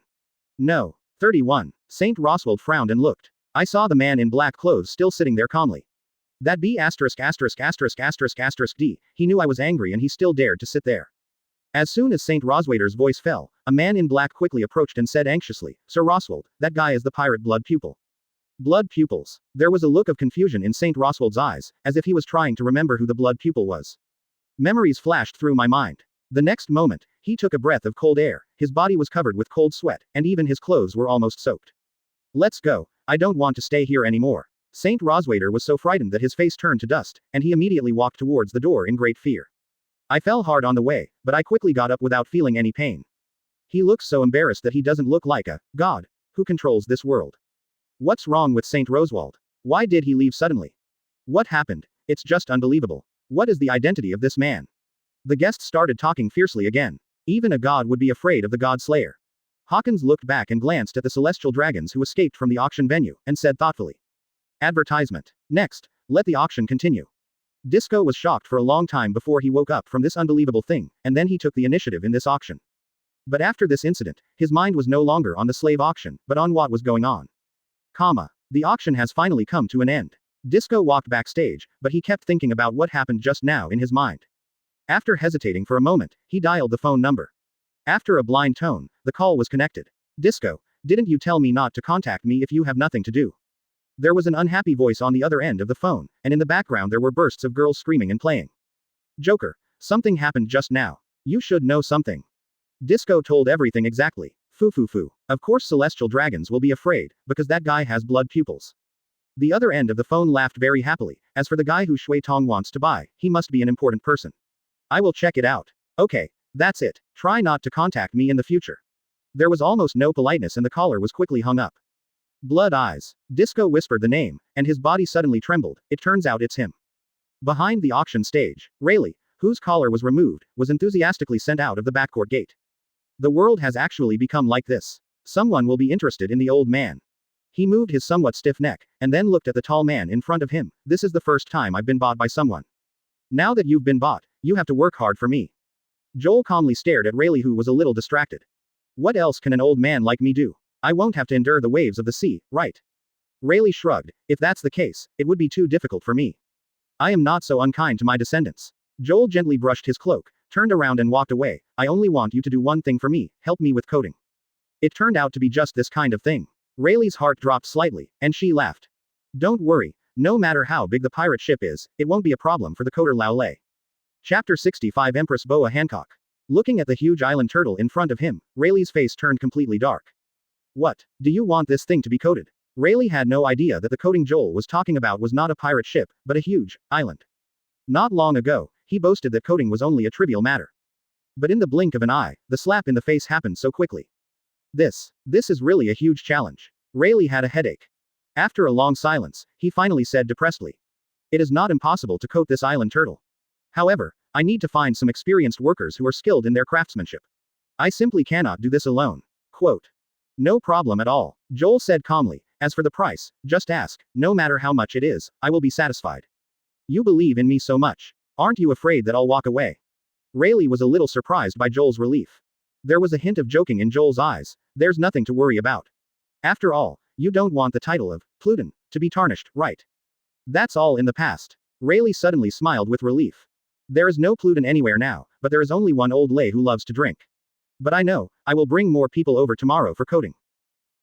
Shacky's rip-off bar. Yes, Gloriosa, that is how it is.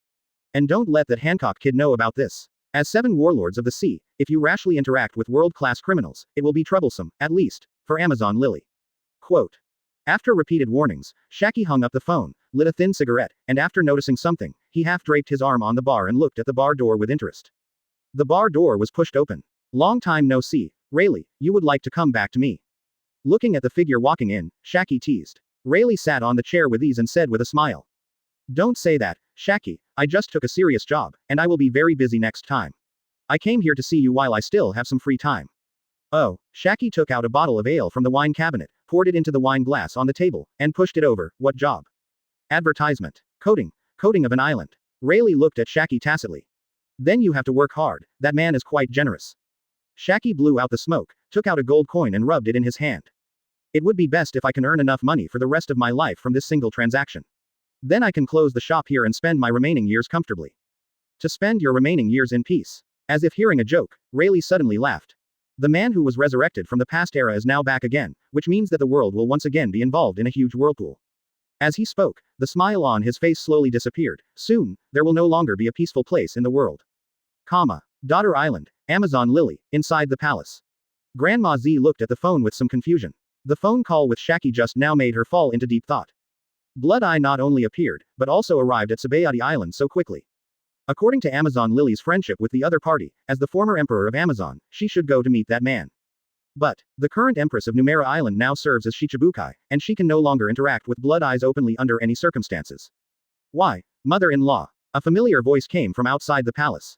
Grandma Z was immediately startled and hurriedly hid the phone bug behind her back. She quickly put a smile on her face towards the door and said, Shiji, you came back very early this time. A tall woman with long black hair styled in a Cheongsam style walked in from the palace gate with a lazy expression. Who were you communicating with just now? No, you heard it wrong. How could I be in contact with someone else? Grandma Z hid the phone bug in her clothes and tried her best to deny it. Snort. Boya. Hancock squeaked and said displeased Ly, since you didn't lie to the IGA, why are you sweating so much on your face? Grandma Z quickly reached out and wiped the sweat from her face. Where's Khan? No sweat on my face. She suddenly realized something and wanted to put her hand back behind her, but she heard a pop, and a small object fell to the ground. You said you weren't lying to the I family. Hancock looked at the phone bug on the ground, and his eyebrows suddenly stood up. Shiji, you actually lied to me again, what a despicable character you have. Knowing that she had fallen into the opponent's trap, her mother-in-law couldn't help but feel angry and itchy her teeth. No matter what I do, you will forgive me, right? Advertisement. Hancock put on a pitiful expression. Tell me quickly, who were you in contact with just now? Ha wow wow, so cute like a puppy. Let me tell you, I was talking to Shaki just now. The enchanted mother-in-law Yi blurted out with love in her eyes. Shaky. Hancock frowned. Is it a conspiracy between the former empress and the former empress? Are you plotting the throne of the I family? This is a major matter that requires beheading. Her voice paused. Someone is coming. Here, Lord Snake Princess. Margaret, who had short blonde hair and a slender figure, walked in. Put Gloriosa into the dungeon. Let's kill her tomorrow. Hancock's voice was very cold, without any room for maneuver. As a soldier who protects the country, Margaret was stunned on the spot. Hey. Lord Snake Princess, has she committed any crime? This old woman committed a crime of rebellion. What do you think? Do you want to question the I family? Hancock's face looked as cold as ice. Don't dare. Margaret quickly lowered her head. Grandma Z saw Hancock losing his temper and said in annoyance. I didn't commit any rebellion. I was just talking about blood eyes. Halfway through, she covered her mouth. Damn it, I got scammed again. Blood pupils. Hancock narrowed his narrow eyes slightly. Are you saying that you are talking to Shaki about the blood pupil? The mother-in-law shook her head hurriedly and refused to admit it. Even if you didn't tell me, I would have already guessed that Shui Tong is on Sabaody Island now, right? A smile appeared on Hancock's lips. You can't go to Sabaody Island, Snake Princess. Grandma Z quickly dissuaded her. Hancock sneered and said, no one can stop the I family from meeting that man. If you do this, it will cause tragedy in this country.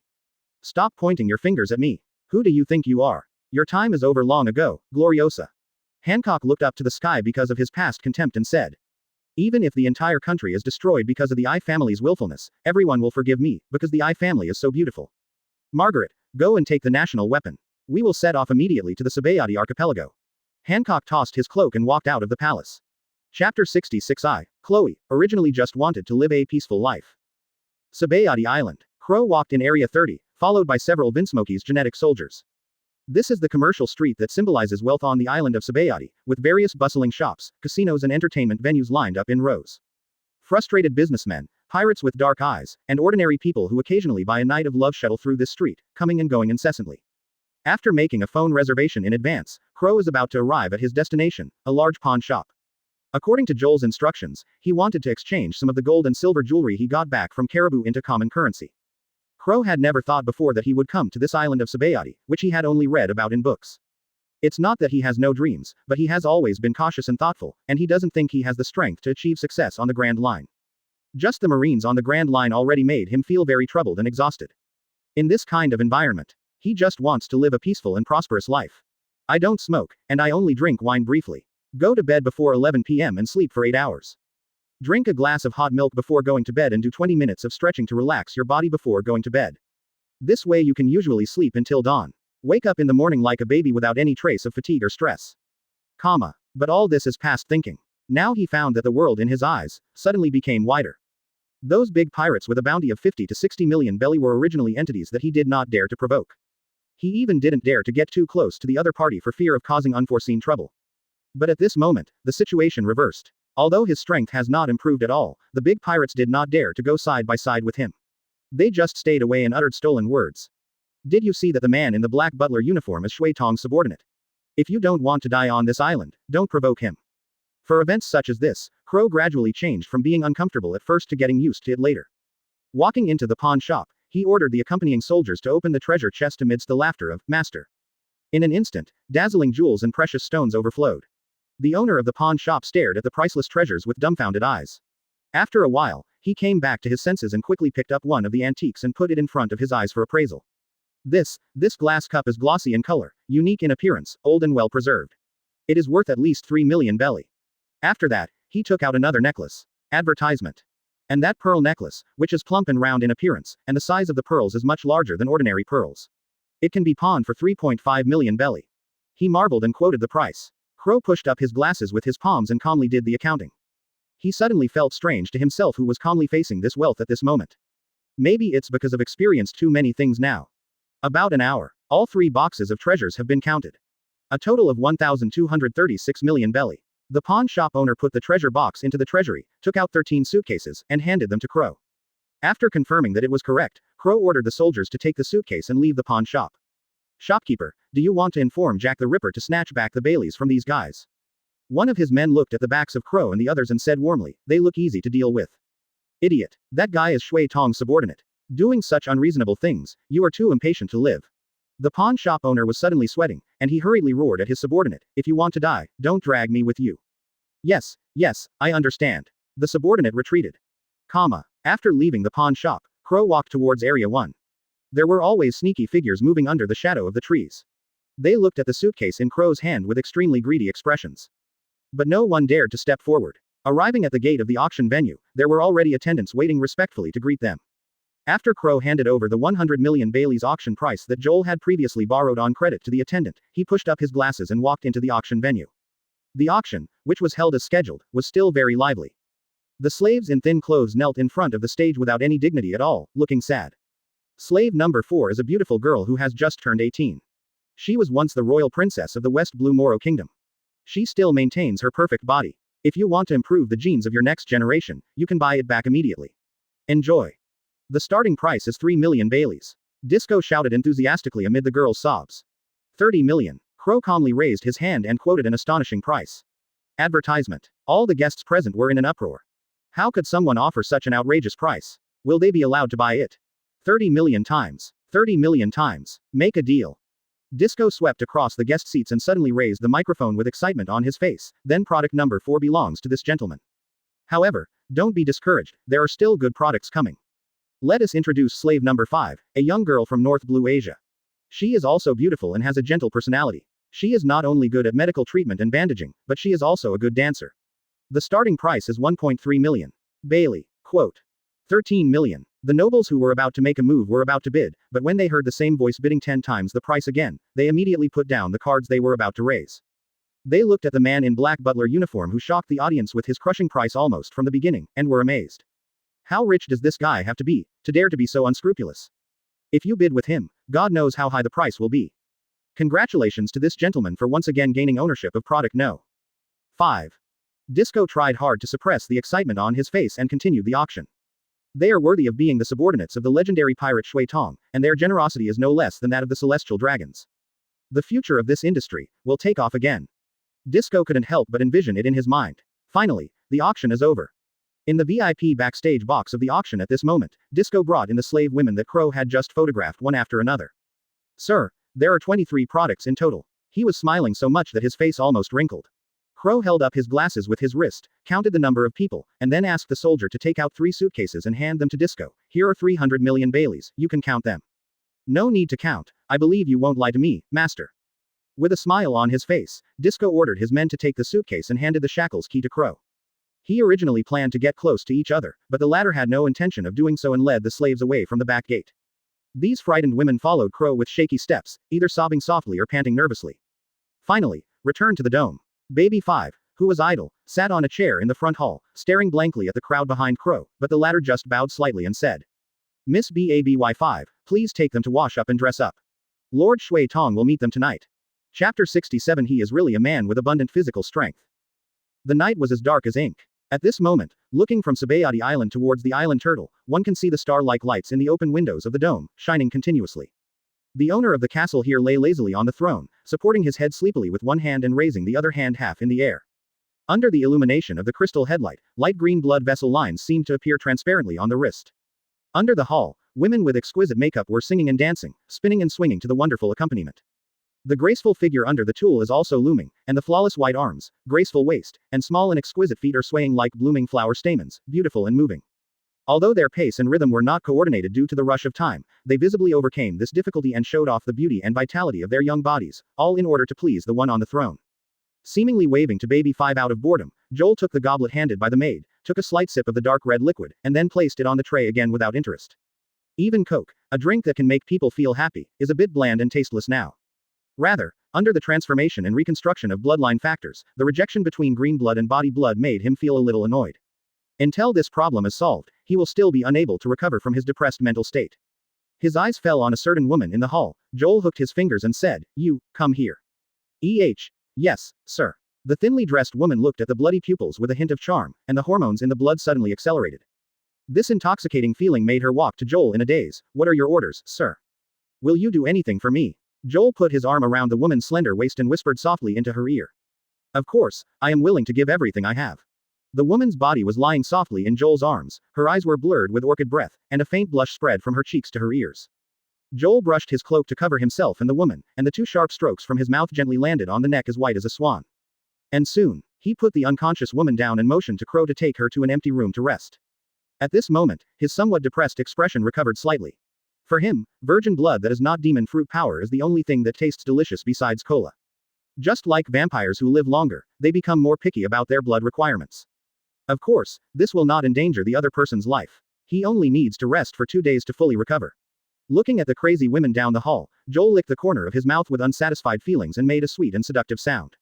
Advertisement. Come on, dedicate all your blood to me. Comma. The next day, Lord Shui Tong has said that he has taken away 5 years of life from all of you. From now on, you will no longer be slaves. Crow looked at the woman in front of him and said calmly, you are free and can leave at any time. Butler, I am homeless. Please let me stay here. If I can stay with this adult, I can do anything. The woman who woke up early in the morning begged Crow not to drive her away.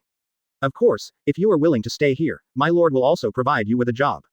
Crow pushed up his glasses and looked at the other women lying on the bed who had not yet woken up. When the others wake up, please come and explain this matter.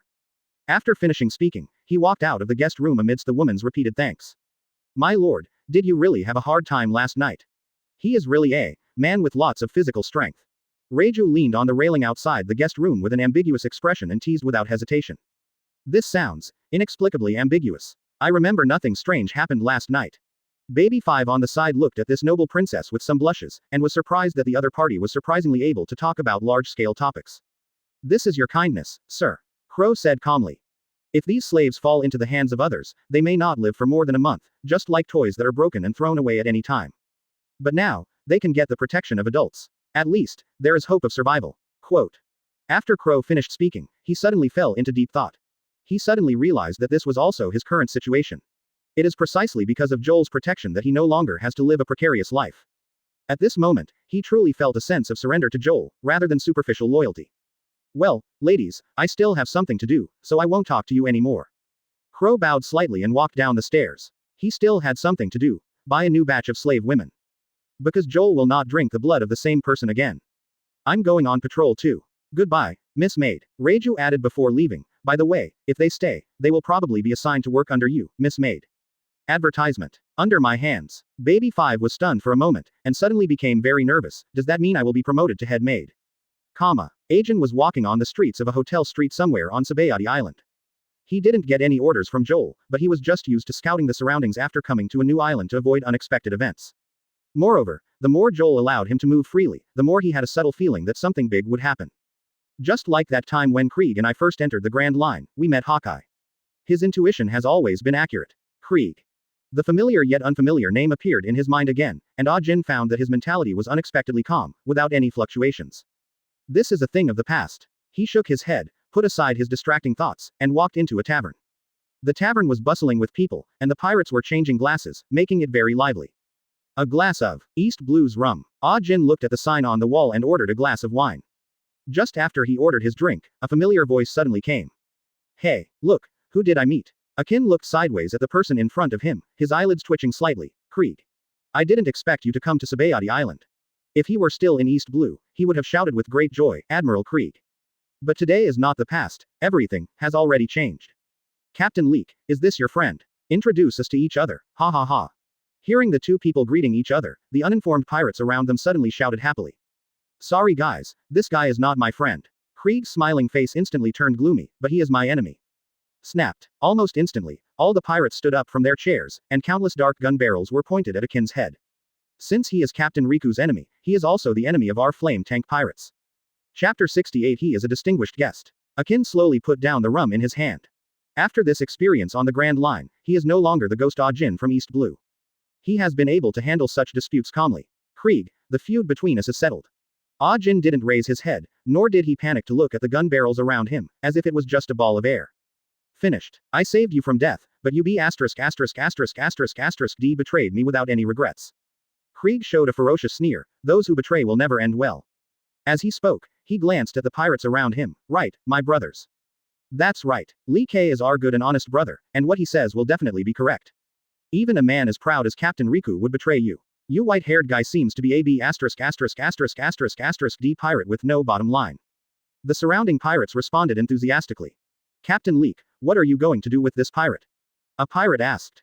Just deal with him like the traitors in the gang. Let everyone know what happens if you mess with our flame tank pirates. Krieg, who had the advantage, clapped his hand and immediately swept the rum in front of A-Jin to the ground. Snapped. The glass was broken into countless pieces, and the spilled wine formed a puddle on the ground. However, A-Jin sat indifferently and did not make any explanation. Because he understands. These pirates will not question Krieg's words, nor will they investigate the truth of the matter. They don't care at all how many bowls of noodles they eat, they just want to cut open their stomachs. Who provoked the flame tank pirates? The bar door was suddenly pushed open by a man in black, and a short man in a straight striped suit walked in followed by his subordinates. Godfather. Godfather. The pirates in the bar immediately put down their firearms and lowered their heads respectfully. Godfather. Krieg quickly went up to him flatteringly, knelt down and kissed Capone Bedge's leather shoes, then stood up and said. I, Lee K, was betrayed by this white-haired B asterisk asterisk asterisk asterisk asterisk D, so I drifted on the sea for many days and almost died. Advertisement. Krieg gritted his teeth and glanced at A-Jin hatefully. Godfather, you must make the decision for me. Godfather, you must stand up for Lee K. This pirate is so abominable. Several pirates who were close to Krieg spoke out with the same hatred. Capone Bedge glanced at everyone present, then he lit a cigar and walked into the crowd. Suddenly, the noise in the bar disappeared, and all the pirates' eyes were focused on the Godfather, who had always been moody and ruthless. Capone Bedge naturally sat on the chair next to A-Jin and looked at the trembling bar owner behind the bar. Bring me 2 bottles of East Blue rum. What does this mean? The pirates were all confused, but they didn't dare to guess what the Godfather was thinking. They just shrank their heads and watched nervously. Lick, go get a broom and sweep up the glass shards on the floor. Don't cause trouble to the boss. Capone Bedge finally spoke. Godfather. Krieg couldn't help but be stunned and said quickly, but this guy. He is a distinguished guest of my Capone Bedge. Capone Bedge slowly blew out a smoke ring and glanced at the surrounding pirates without any doubt. Does anyone have any opinions? There was silence in the tavern. No, I don't dare.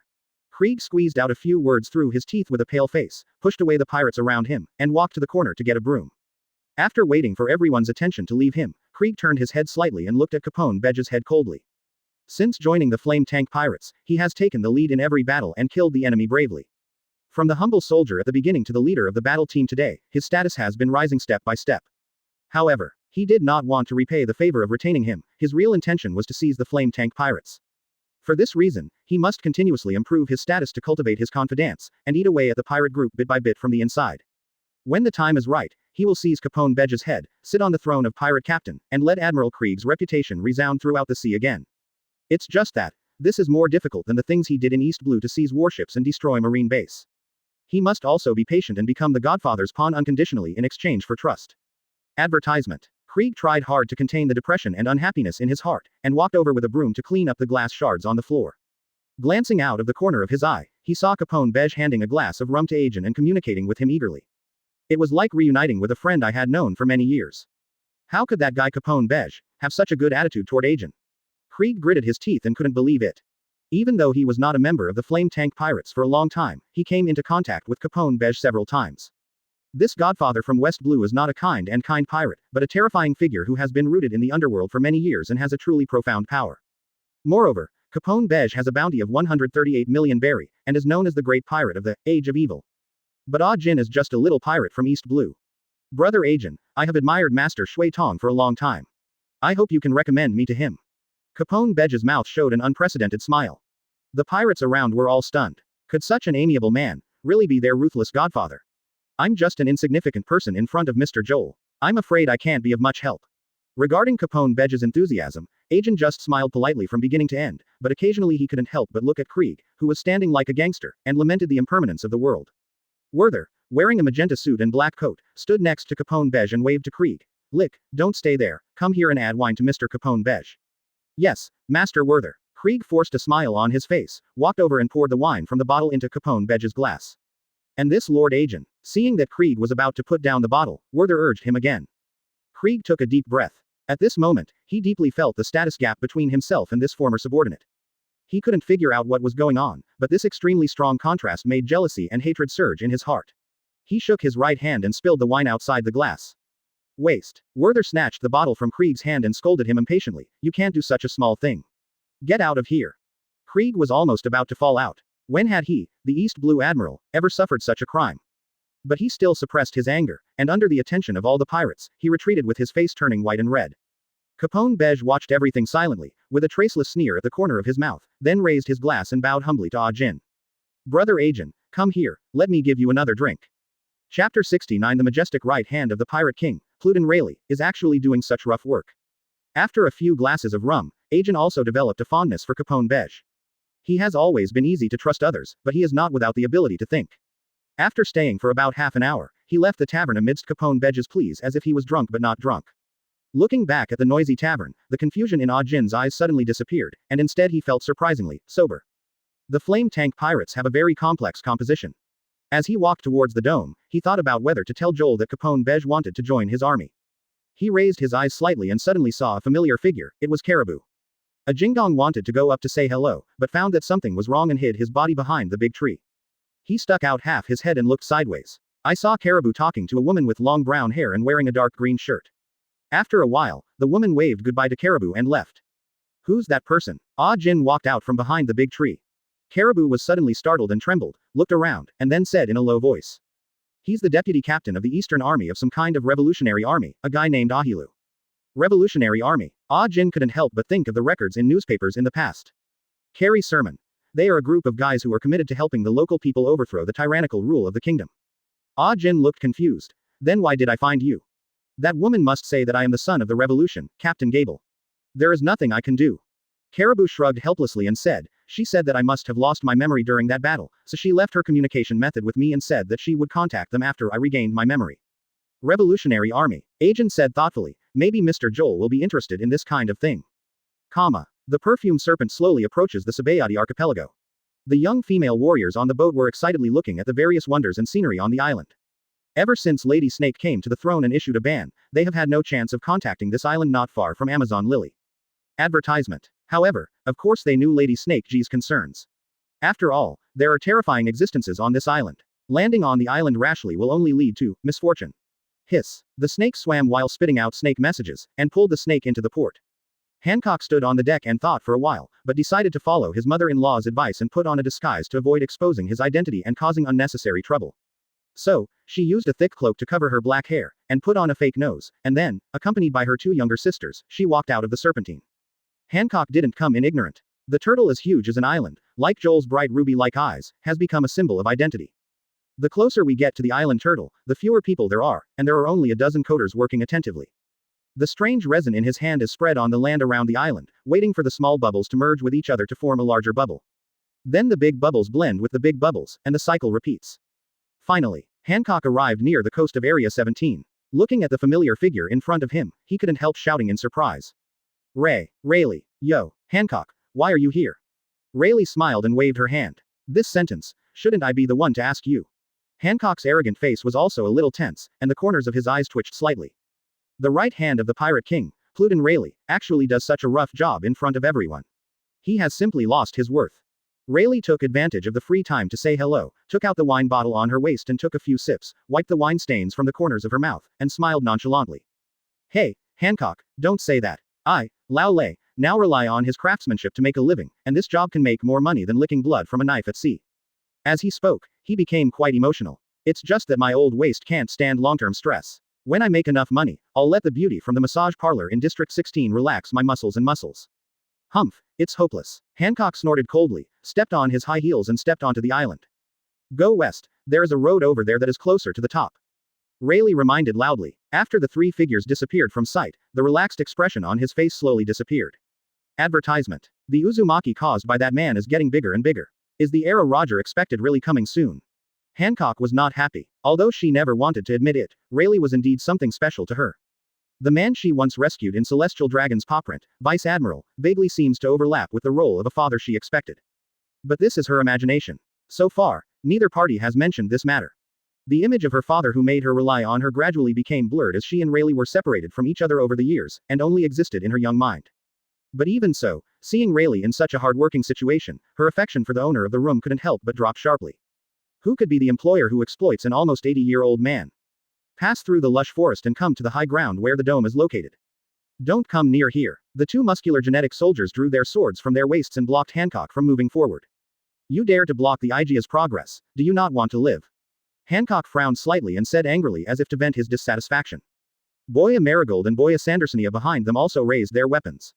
The women of Nine Snake Island will never lose to men. Back off. Wearing a pale white short-sleeved dress and a thin red cape, Reiju walked out of the side door of the castle and shouted away the two soldiers. She is worthy of being called the most beautiful woman in the world. Reiju looked at the three figures in front of him, and finally his eyes fell on Hancock, with a slight smile on his lips. Seeing him today really opened my eyes. Snort. Hancock snorted softly and looked at Reiju with an extremely arrogant attitude. Who are you? Reiju smiled neither humble nor arrogantly. My little girl is the captain of the guard of the dome here, Vinsmoke. Reiju, I wonder what the pirate empress is here to do. Vinsmoke. Hancock had also heard of this surname, but she didn't intend to ask about such irrelevant matters at the moment. Instead, she went straight to the point. The I family is here to see the man Shui Tong. Reiju looked at Hancock with a smile, and then slowly said after a few seconds. Lord Shui Tong is not in the dome now. If the empress is not in a hurry to leave, she can come in and wait for a while. Perhaps, the adults will come back soon. Quote. Chapter 70. It turns out that the I family misunderstood. Hancock pondered for a few seconds, then walked into the castle with his two sisters. Reiju followed. Compared with the classical and elegant Nine Snake Island palace, the openness and grandeur inside the dome made Hancock feel a little uncomfortable. For such a luxurious and magnificent hall, some things that happened in the past would always pop up in her mind. But she quickly discarded all these memories that should not exist. Pirate Empress, please come with me. Reiju quickened his pace and led the way. Several maids passing by in the hall secretly looked at Hancock out of the corner of their eyes, shocked by her beauty, and then looked at the two strong women behind her who were more than 4 meters tall. After passing through the front hall, the group came to the atrium filled with the fragrance of flowers. There is actually a flower garden in the castle. Hancock couldn't help but slow down, and his eyes fell on the colorful flowers around him. Most of the women on Nine Snake Island like flowers and even give themselves names that sound the same as flowers. Hancock is no exception. It's just that as a king, she rarely expresses this hobby of hers. Reiju responded. My lord often stays here. He said that flower viewing sometimes makes people forget their worries for a short time. Yeah, although Hancock agreed a little in his heart, his tone was extremely indifferent when he spoke. I don't know if it was because of the sea breeze, but a bright rose in the flower bed suddenly came close to me. Hancock reached out his hand to take it off without thinking, but suddenly he retracted his hand when his finger hurt. He raised his hand and saw a cut on his finger, with a few drops of blood flowing out. Sister, are you okay? Marigold and Sandersonia looked at the blood on Hancock's hands and suddenly said extremely nervously. Hancock raised his hand to signal his two sisters not to get excited, and then looked at Reiju. These flowers, are they conscious? I don't know, but these roses can only be viewed from a distance, not touched. Reiju smiled calmly. After all, they have accidentally eaten the blood of adults. Even to strangers, they will release their flower language, enthusiasm. The I family has never seen anything like this. Advertisement. Hancock murmured in surprise, wiped the blood off his fingers calmly, and put his hand back into his cloak. Enter the back courtyard. Reiju brought Hancock into the reception room and told a maid, go and make a pot of good tea to entertain the guests. After saying that, he looked at Hancock and said, then please wait here. If you come back, I will inform you about the visit of the Pirate Empress, so I won't disturb you for now. Reiju exited the reception room, leaving Hancock and Marigold accompanying him. Soon, the maid came in with tea. Raise your hand and pour the water from the teapot into the cup. Suddenly, Hancock looked at the maid's wrist, his eyes narrowed, and he said coldly, what's wrong with your hand? The maid was startled for a moment, then she quickly covered her wrists with her sleeves and said hesitantly, it's nothing. Miss. You clearly have a scar on your hand, why did you hide it? Hancock could see clearly that the skin was waxy and brown, with rough wrinkles like dry tree bark. There is no doubt that he was burned by high temperature. Miss, I just accidentally got burned while making tea. If there's nothing else, I'll leave first. The maid quickly made tea and turned around without wanting to mention it. The more anxious she was to leave, the more suspicious Hancock became. Marigold. Yes, eldest sister. Marigold understood Hancock's meaning, blocked the maid's way, and raised her hand to push up the long sleeves of her clothes. Suddenly, shocking scars on his arms came into view. The maid was a little nervous, and suddenly she knelt on the ground with a thump, her body trembling like chaff. Sister, have you seen it? Marigold said angrily, even if it's just one arm, there are already so many scars. You can only imagine how many scars she still has on her body. Sandersonia took a deep breath, and her eyes became fierce. I didn't expect that man's heart to be so dark, and he could be so cruel to his servants. It's a shame that we came all the way from Daughter Island to find him and give him back this thing. Marigold squeezed a slender box in her hand tightly, he deserves to die. At this moment, Hancock's face was as frosty as ice, and even the surrounding temperature seemed to have suddenly dropped a few degrees. She has never forgotten the tragedy of her past as a slave. Advertisement. Every time she thought of those bloody beatings and humiliations, she would suddenly wake up from her sleep and sweat all over her body. It's like an indelible scar, it has been deeply imprinted on my heart, and I can still feel pain from time to time. She could already imagine how Joel would humiliate these weak and helpless women for fun. Hancock tried hard to control the anger in his heart, looked at the maid, and said in as gentle a tone as possible.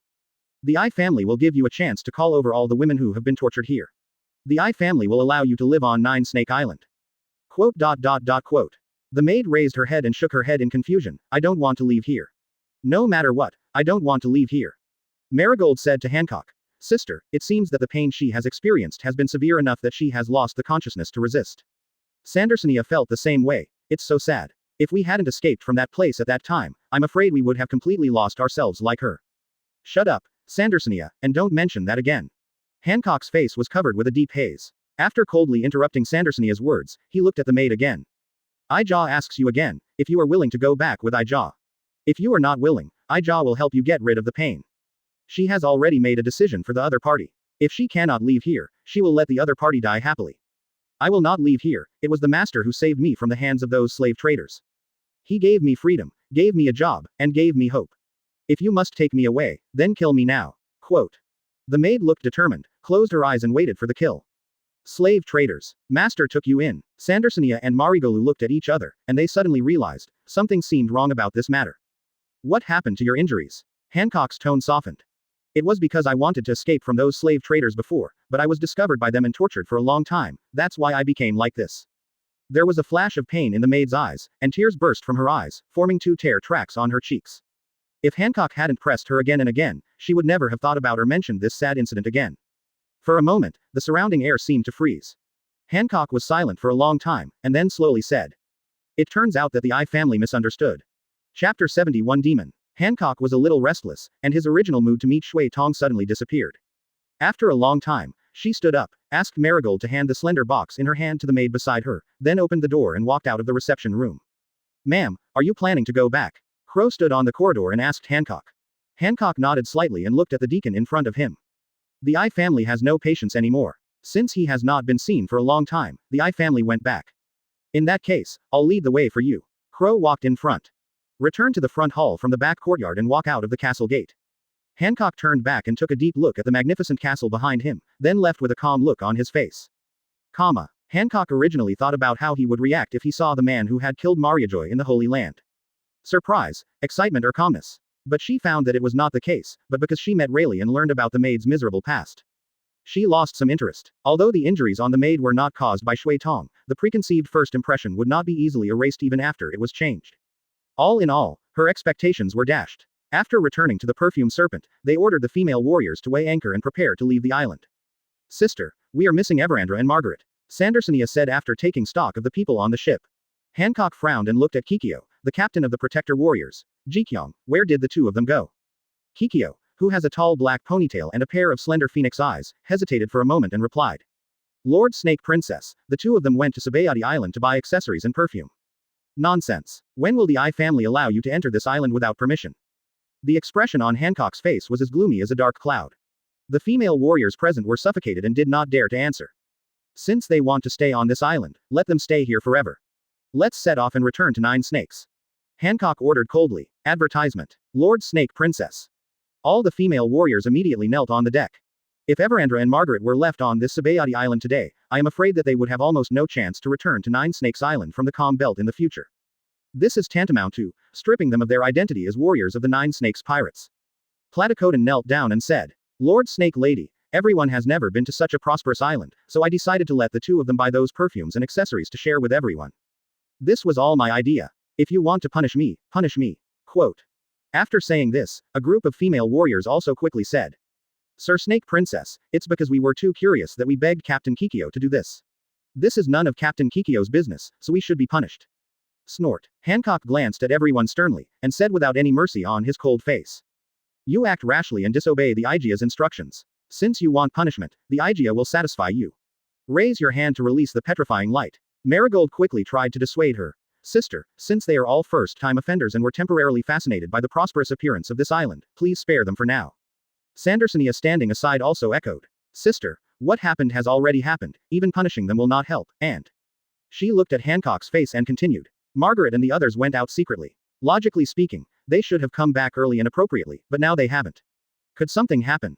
Hancock said sternly. So what if something happens? It's their own fault. Elder sister. Sandersonia gave a low cry. Others didn't know it clearly, but she knew that the fundamental reason why her sister presented herself as an extremely arrogant tyrant in front of everyone was that she didn't want others to know the fact that she was a slave. So I gradually put on the mask of coldness and ruthlessness. Looking at their nature, they are very simple and childish, and they do not really regard the lives of these female warriors of Nine Snake Island as nothing. Quote. Hancock glanced around at his subordinates who were kneeling on the deck with their heads lowered, gently brushed the thin cloak behind them, and turned his back to everyone. Since you are the first offenders, the IGA will not pursue this matter with you. Advertisement. After a pause, he said, everyone is on standby on the ship. You are not allowed to leave the ship again. Sandersonia, Marigold, you two will follow me to find Margaret and the others. Lord Shiji is wise. From now on, we will swear to serve Lady Snake to the death. Amid tears of gratitude, Hancock and his two sisters disembarked again and walked towards the interior of Sabaody Island. Hancock has the life cards of everyone in the Nine Snakes Pirates, so he can just look for them with the guidance of the life cards.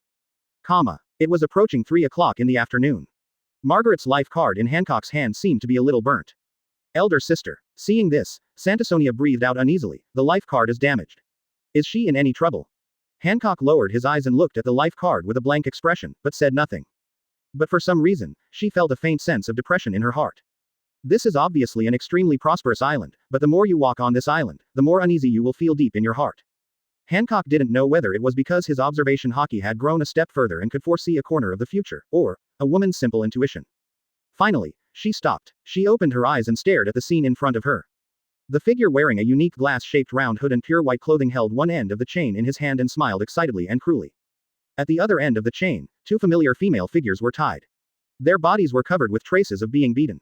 Their eyes were blank, and they were crawling on the ground in pain and despair like animals. With short blonde hair and curly brown hair, these two women are exactly Margaret and Alfreda.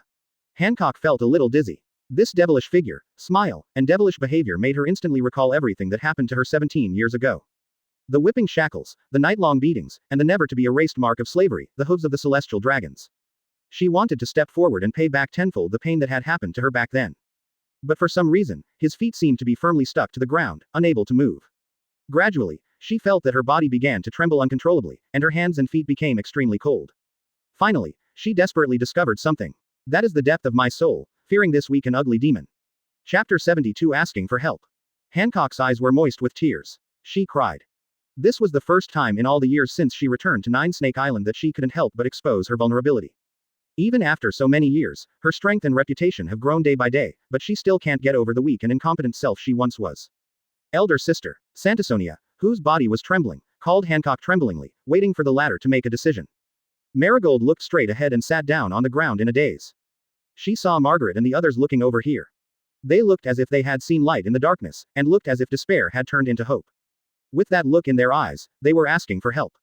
Asking for help from Lady Snake, their savior. But the more this happened, the more guilty Marigold felt. She turned away her head in pain and did not dare to look again. Only after experiencing the servitude of the celestial dragons can one truly know what hell is. They finally crawled out of that hell, but now, how can they have the courage to stare at that miserable hell? Then, Marigold heard unstoppable sobbing in the distance, like the cry of a baby abandoned by its parents. The voice was very soft, but it kept echoing in her ears. Hey, what are you crying for? Do I allow you to cry? When St. Charles heard the desperate cries of the two women behind him, he immediately pulled the chains on his hands, folded the thick fat on his face, and said, if you make me unhappy again, I will, send you to the poor kingdom of Sears as slaves. Only then will you know how happy it is to be by my side. Margaret, who was lying on the ground, wiped her tears, gritted her teeth and looked at St. Charles, and said almost word for word, the warriors of Nine Snakes Island will not surrender. Snapped. A crisp slap fell on Margaret's face, and her body was severely slapped several meters away by the force, and she fell to the ground. The man in black standing next to St. Charles withdrew his hand indifferently. How dare you, a mere slave, speak to St. Charles like that? Advertisement. HMPH. St. Charles was initially startled by the ferocity in Margaret's eyes, but after the man in black took action, he laughed excitedly and relied on it. That's it, Barnett, if she dares to look at me like this again, you will teach her a lesson for me until she obeys. Alfred, who was bruised on the side, choked with grief. Margaret, don't resist anymore, don't die in vain. D celestial dragons, stop it. Marigold could no longer bear the torment in his heart and rushed over angrily. His body, which was more than 4 meters tall, stood like a hill in front of St. Charles. Marigold. Sandersonia didn't react at all, and saw her sister rushing out, and immediately looked at Hancock anxiously. Sister.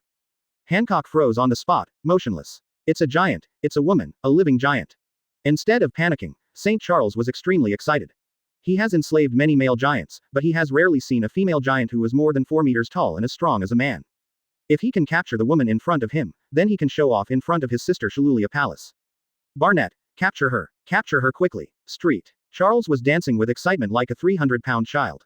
Yes, Lord Charos. The man in black saluted with a smile, and then looked at Marigold with a cold gaze. What you up to? Although Marigold looked angry, she still shrank in her heart. The opponent is the celestial dragons, who are called gods. They are the reverse scales that the world government cannot touch. If they really want to take action, everything will be irreversible. Just when she hesitated, the man in black in front of her suddenly disappeared, and then appeared in the sky above her. Snort. Accompanied by a disdainful snort, a sharp whip pressed heavily on her shoulder. The next second, a huge force pressed through her body to the ground, suddenly forming a large crater with a diameter of more than 10 meters. Suddenly, the huge momentum made her eyes turn white, and her body swayed and was about to fall to the ground. But the next moment, she supported the ground with one hand and tried hard to recover her consciousness from the brief fainting. Advertisement. Boom. However, there was a terrible force on her shoulder again that almost broke her shoulder blades. A wave of air swept around her in all directions like a ring, and at the same time, the ground sank several meters deep. Marigold could no longer hold on and collapsed into the pit, losing consciousness. Get her quickly, put her in chains and shackles. St. Charles gasped in excitement, and glanced at Barnett beside him with admiration. Well done, Barnett. Thank you, Lord Charos, for the compliment. Barnett saluted St. Charles, with a smile on his lips. CP0 has always been the world government's deeply hidden cipher pole, and it has always had its own important things to do. Protecting celestial dragons is of course very important, but as CP0s they are rarely assigned to a single celestial dragons. But today is different from the past. The legendary pirate Blood Eye is on the island of Sabaody. The world government considered the personal safety of the celestial dragons, so it urgently ordered him to protect the Saint of Charlos. Although he has not encountered any danger these days, he is still happy to serve the celestial dragons. The more satisfied the other party is with him, the closer he is to the center of power. Collar. Put the collar on this woman quickly. St. Charles commanded his followers with great joy, not even noticing the snot falling from his nose to his mouth. Sister. Marigold is about to be arrested. Sandersonia looked at the frustrated Hancock. A look of determination flashed in her eyes. If you don't take action, even if it's just me, I will definitely fight them. Sandersonia. Can't be impulsive. Hancock lowered his head in pain, unable to make up his mind. At this moment, 2 figures passed by and walked straight towards the direction where the dust had just settled. Why is it so noisy in front? BABY5, go and see what's going on. Hey, I'm carrying big and small bags. You actually want me to be both a rack and a scout? That's too much. Please. Yes, I'm going right now. Chapter 73. If you fail to protect what should be protected, you have already lost. Lord Joel, it's celestial dragons. After Baby 5 walked a certain distance, he returned the same way, a little panicked. She knows who the celestial dragons are. They are gods with supreme power. As long as someone disobeys and offends them, Marine will use its highest combat power to smooth things over for them. Celestial dragons. Joel moved on without any hesitation. Baby 5 suddenly blurted out the knowledge he had formed over the years. Master Joel, you must kneel down when you see celestial dragons. Kneel down. There was a slight sneer on Joel's lips. I have killed many such scum, why should I kneel to them? Right. Baby 5 suddenly remembered the news about Joel in the newspaper, and immediately became more courageous and followed him. Amidst countless surprised eyes on the streets, a man wearing a black cloak stood in front of St. Charles. It turns out that they are doing such dirty things again. They are really a bunch of hopeless people. He looked at all this with an indifferent expression. 100 years before he fell into sleep, a celestial dragons once forcibly abducted his companion and touched his reverse scale. This also became the trigger for the subsequent destruction of Naval Headquarters Marineford. Although the Naval Headquarters has since been rebuilt. Who dares to stand in front of me? St. Charles, who slowly came back to his senses from the excitement, suddenly saw a tall shadow blocking the light in front of him. He frowned tightly and let out an angry shout. But the next second, his eyes widened in horror, and his clothes were instantly soaked with thick cold sweat. Bloody light with a hint of terror continued to gather on the fingertips, aiming straight at his forehead. Even the shield on his head that separated him from the untouchables could not stop the fear that quickly grew in his heart. At this moment, he could clearly foresee how miserable his death would be if he was penetrated by this bloody light. Barnett. St. Charles shouted with all his strength. Advertisement. In an instant, a figure rushed out. But in the next moment, the CP0's chest was penetrated by a ruthless hand. The heart that was being held tightly was emitting a clear and rhythmic heartbeat, conveying the terrified emotion of its owner. As the palms tightened, the most important part of the human body was suddenly crushed into a ball of minced meat, which spattered in the chest. Joel slowly retracted his hand, letting the dead body fall lightly to the ground, and then focused his eyes again on the fat, pig-like celestial dragons in front of him. Now you. Accompanied by Shinigami's cold and ruthless words as predicted, the blood evil lingering on the fingertips had become as thick as a finger and shot out in an instant. Frozen capsules. A cold air coming from the side turned into a shock wave, quickly extended through the ground, and suddenly shot up high, hitting the shooting blood evil between lightning and flint. Gra. The icy cold air turned into thick icicles, sealing all the blood and light in Yaoya's body. But the surge of energy has not stopped. In the violent agitation, the surface of the icicles began to crack and fall off. At the same time, an afterimage from the side quickly rushed out, so fast that it was almost impossible to see clearly with the naked eye. He seemed to know that things were not that simple, and he rushed forward suddenly, hugging St. Charles, who was stunned in place, and rolled over on the rough ground. Boom. As the two different energies overflowed with no possibility of reconciliation, the icicles suddenly exploded, and countless sharp ice shards shot out in all directions like fine raindrops. The cold dust instantly swept away like mist, covering nearly 100 meters in radius. Aokiji held his marine cloak in front of him, resisting the clinking ice shards falling on the cloak, and breathed a sigh of relief. As a marine admiral, even though he witnessed the evil deeds of the celestial dragons with his own eyes, Marine's position did not allow him to intervene and interfere with such things. Also in this position, he can only show up if the personal safety of the celestial dragons is involved. No matter how disgusted he felt in his heart, Aokiji knew his duty and the reason why Marshal Sengoku sent him to do this. If you are unable to understand the truth and cruelty of the world, you will definitely be unable to become a true commander. So he is waiting for the internal changes in Marine that will be carried out after he takes over the position of Marshal. Before that, he cannot make mistakes. Even if he is not understood or recognized, he can only go his own way. Advertisement. Fortunately, the celestial dragons in front of him was saved. Although he might have suffered some skin injuries, it didn't matter as long as his life was saved. In the rapidly spreading cold air, Aokiji remained alert. However, until the cold air around them dissipated, the tall and blurry figure in front of him did not launch any more attacks, but just stood there calmly. It should be okay. Aokiji breathed a sigh of relief. He could feel the cold yet warm body next to him.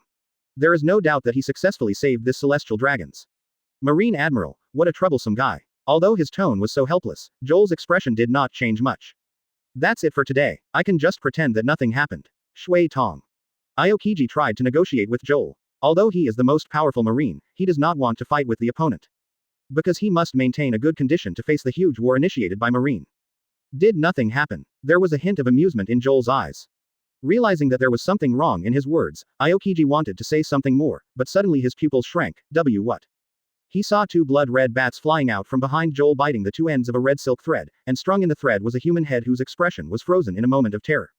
Aokiji looked sideways in disbelief. The body of St. Charles is indeed still there. But the head is gone. Aokiji took a deep breath, gently placed the body of St. Charles on the ground, and looked at Joel. When did you kill him? Just when you launched the attack, I had already left a sharp bloodshot line on his neck.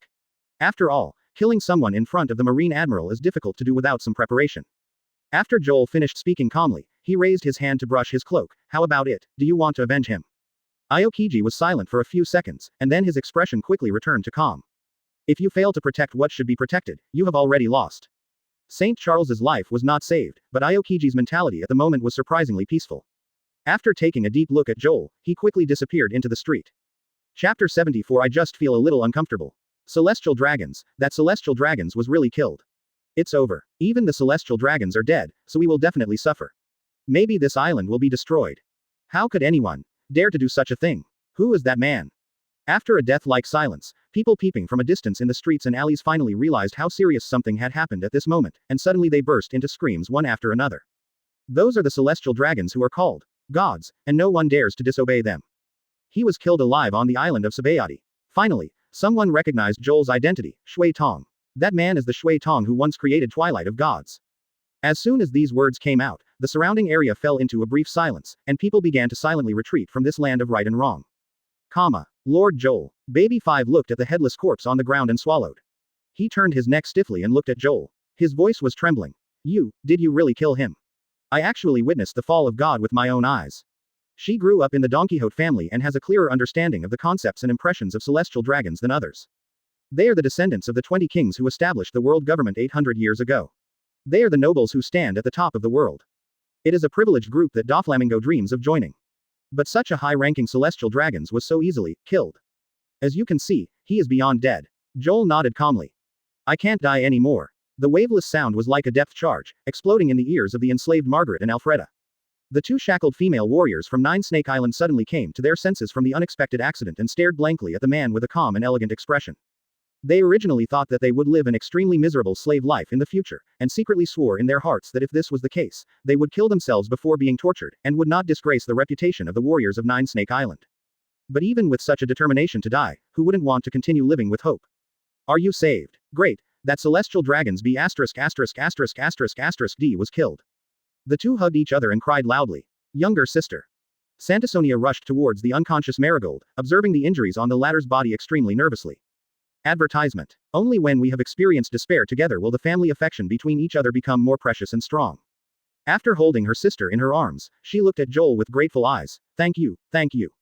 Then he looked back at Hancock in the distance and shouted. Sister, Marigold is just unconscious, her life is not in danger.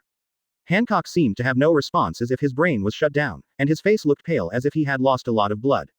She was still digesting this impossible thing. Someone really killed this demon in front of her. Just like dreams that were often the opposite of reality, she was afraid that the next second she would blink, she would suddenly return to the endless hell where screams could be heard day and night. Finally, her blurred vision focused on the figure in front of her again. That man. The tall figure was wearing a black cloak, and under the lining of a dark red shirt, he looked very mysterious and elegant. There was a trace of calm and lazy tiredness hanging on his handsome side face, and in the sunlight filtering through the dappled shadows of the mangrove madara trees, there was a faint halo that made people unable to take their eyes away. Is he Shui Tong? Was he the one who killed that demon? Hancock looked at Joel and suddenly frowned. She felt some discomfort in her heart. It was beating strangely faster. Is this man's devil fruit ability causing trouble? Hancock tried hard to calm down the mood that he couldn't describe at the moment, and walked forward with a deliberately indifferent expression. Shatong, the I family is Boya Hancock, the current king of Amazon Lily on Nine Snakes Island. Because of the contract made by our ancestors, I came here specifically to meet you. As she spoke, she took off her disguise, taking off the prosthetic nose on her face. Baby 5, who was calmly watching Hancock take off his nose, suddenly widened his eyes and exclaimed. Hey, Boa Hancock, is this the legendary most beautiful woman in the world? She's too beautiful. I just took my nose off, it's not like I changed my face. Your reaction is too exaggerated. Joel glanced at the fussing maid beside him. The I family's disguise is top-notch. Boa Hancock shook his long black hair slightly, held his head high and said proudly. Joel, there's nothing to be proud of at all.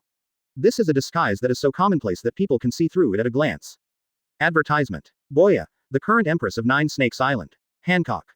Joel showed a faint smile and was not stingy with his praise. It is indeed very beautiful. Before he fell into a deep sleep, he had some connections with the then Queen of Nine Snakes Island, so he had no objection to the current Empress. Beautiful and moving. Hearing Joel's compliment, Hancock couldn't help but his heart beat faster, and for a moment he didn't know how to answer. Mr. Shui Tong. Santasonia looked at Joel and suddenly said, thank you so much. We Amazon Lily have accepted your kindness again. Again. Accept the favor. Baby 5 looked at Joel. Did Mr. Joel do anything before?